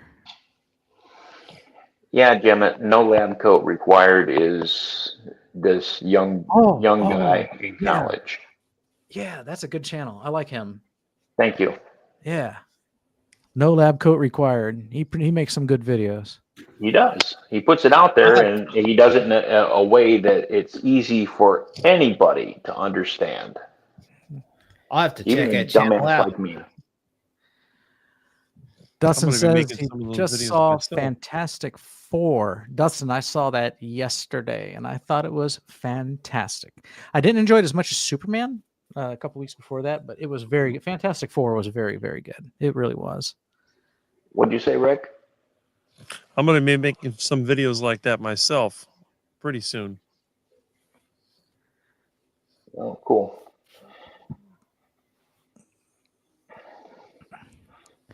I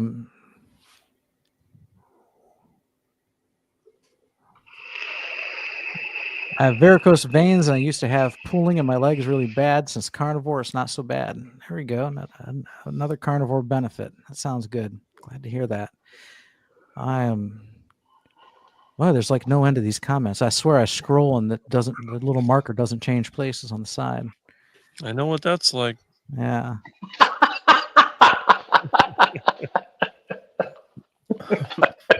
Okay, these people are saying bye, Jeff, 10:35. Oh wow, so I'm still 20 minutes behind. Jamed asks, do I eat avocados? Sometimes. If we go out for Mexican, I'll have the avocado. And that's about once every 2 to 4 weeks. So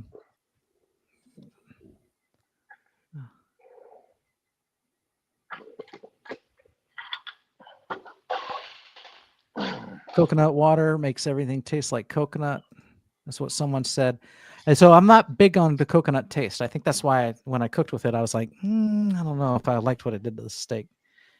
I was never fond of like things like Almond Joy or Mounds bars or anything that, or even the Girl Scout cookies, the Samoas, I think it is, that had the coconut in it. I just never like cared for coconut too much. I know it's good for you, but every time I ate it, I'd hear a quack. In fact, every time I talk about it, I still hear that quack.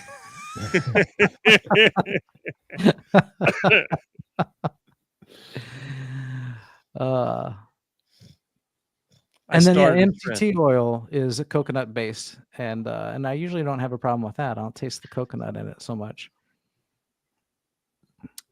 Eating plants will raise the pH of your stomach. Oh, is that? I could see where that's the case. I haven't heard that before, but I could see that.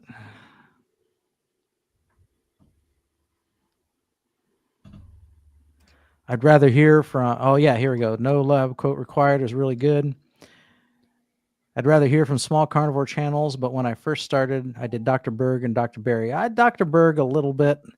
Kind of don't care for his format or his speaking style. Dr. Barry, though, yeah, no, he's my mentor, man. I love Dr. Barry. I don't watch enough of him. I'm watching so much carnivore content now that I feel like I'm not being faithful to my first love, Dr. Barry. I never watch him.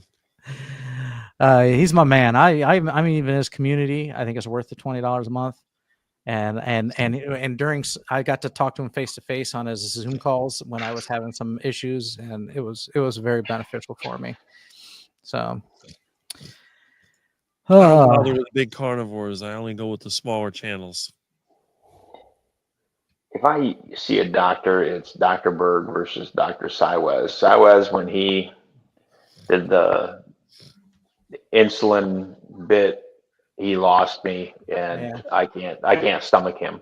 So Dr. Berg, yeah, he's boring, he's plain Jane, but he's informative. I like Dr. Westman. Westman's good. I do like Siwez, so I watch him, and then like, so the big names that I watch are like Siwez, Westman, a little bit of Chafee, a little bit of Baker. I like Baker's shorts over on Facebook, but I don't watch a lot of Baker's YouTube podcasts that are like an hour long. I watch some Dr. Kiltz. I watch some Dr. Barry. I watch some Ben Bickman. I watch some Bart K. Like those are some of the big names I watch. What about the keto doctor? I can't remember his name. He's not a doctor, but he's a Ben Azadi. Oh, so I catch Ben Azadi content on Threads, because I follow him on Threads, and a little bit of Nick Norwitz. Yep. Yeah, little guy.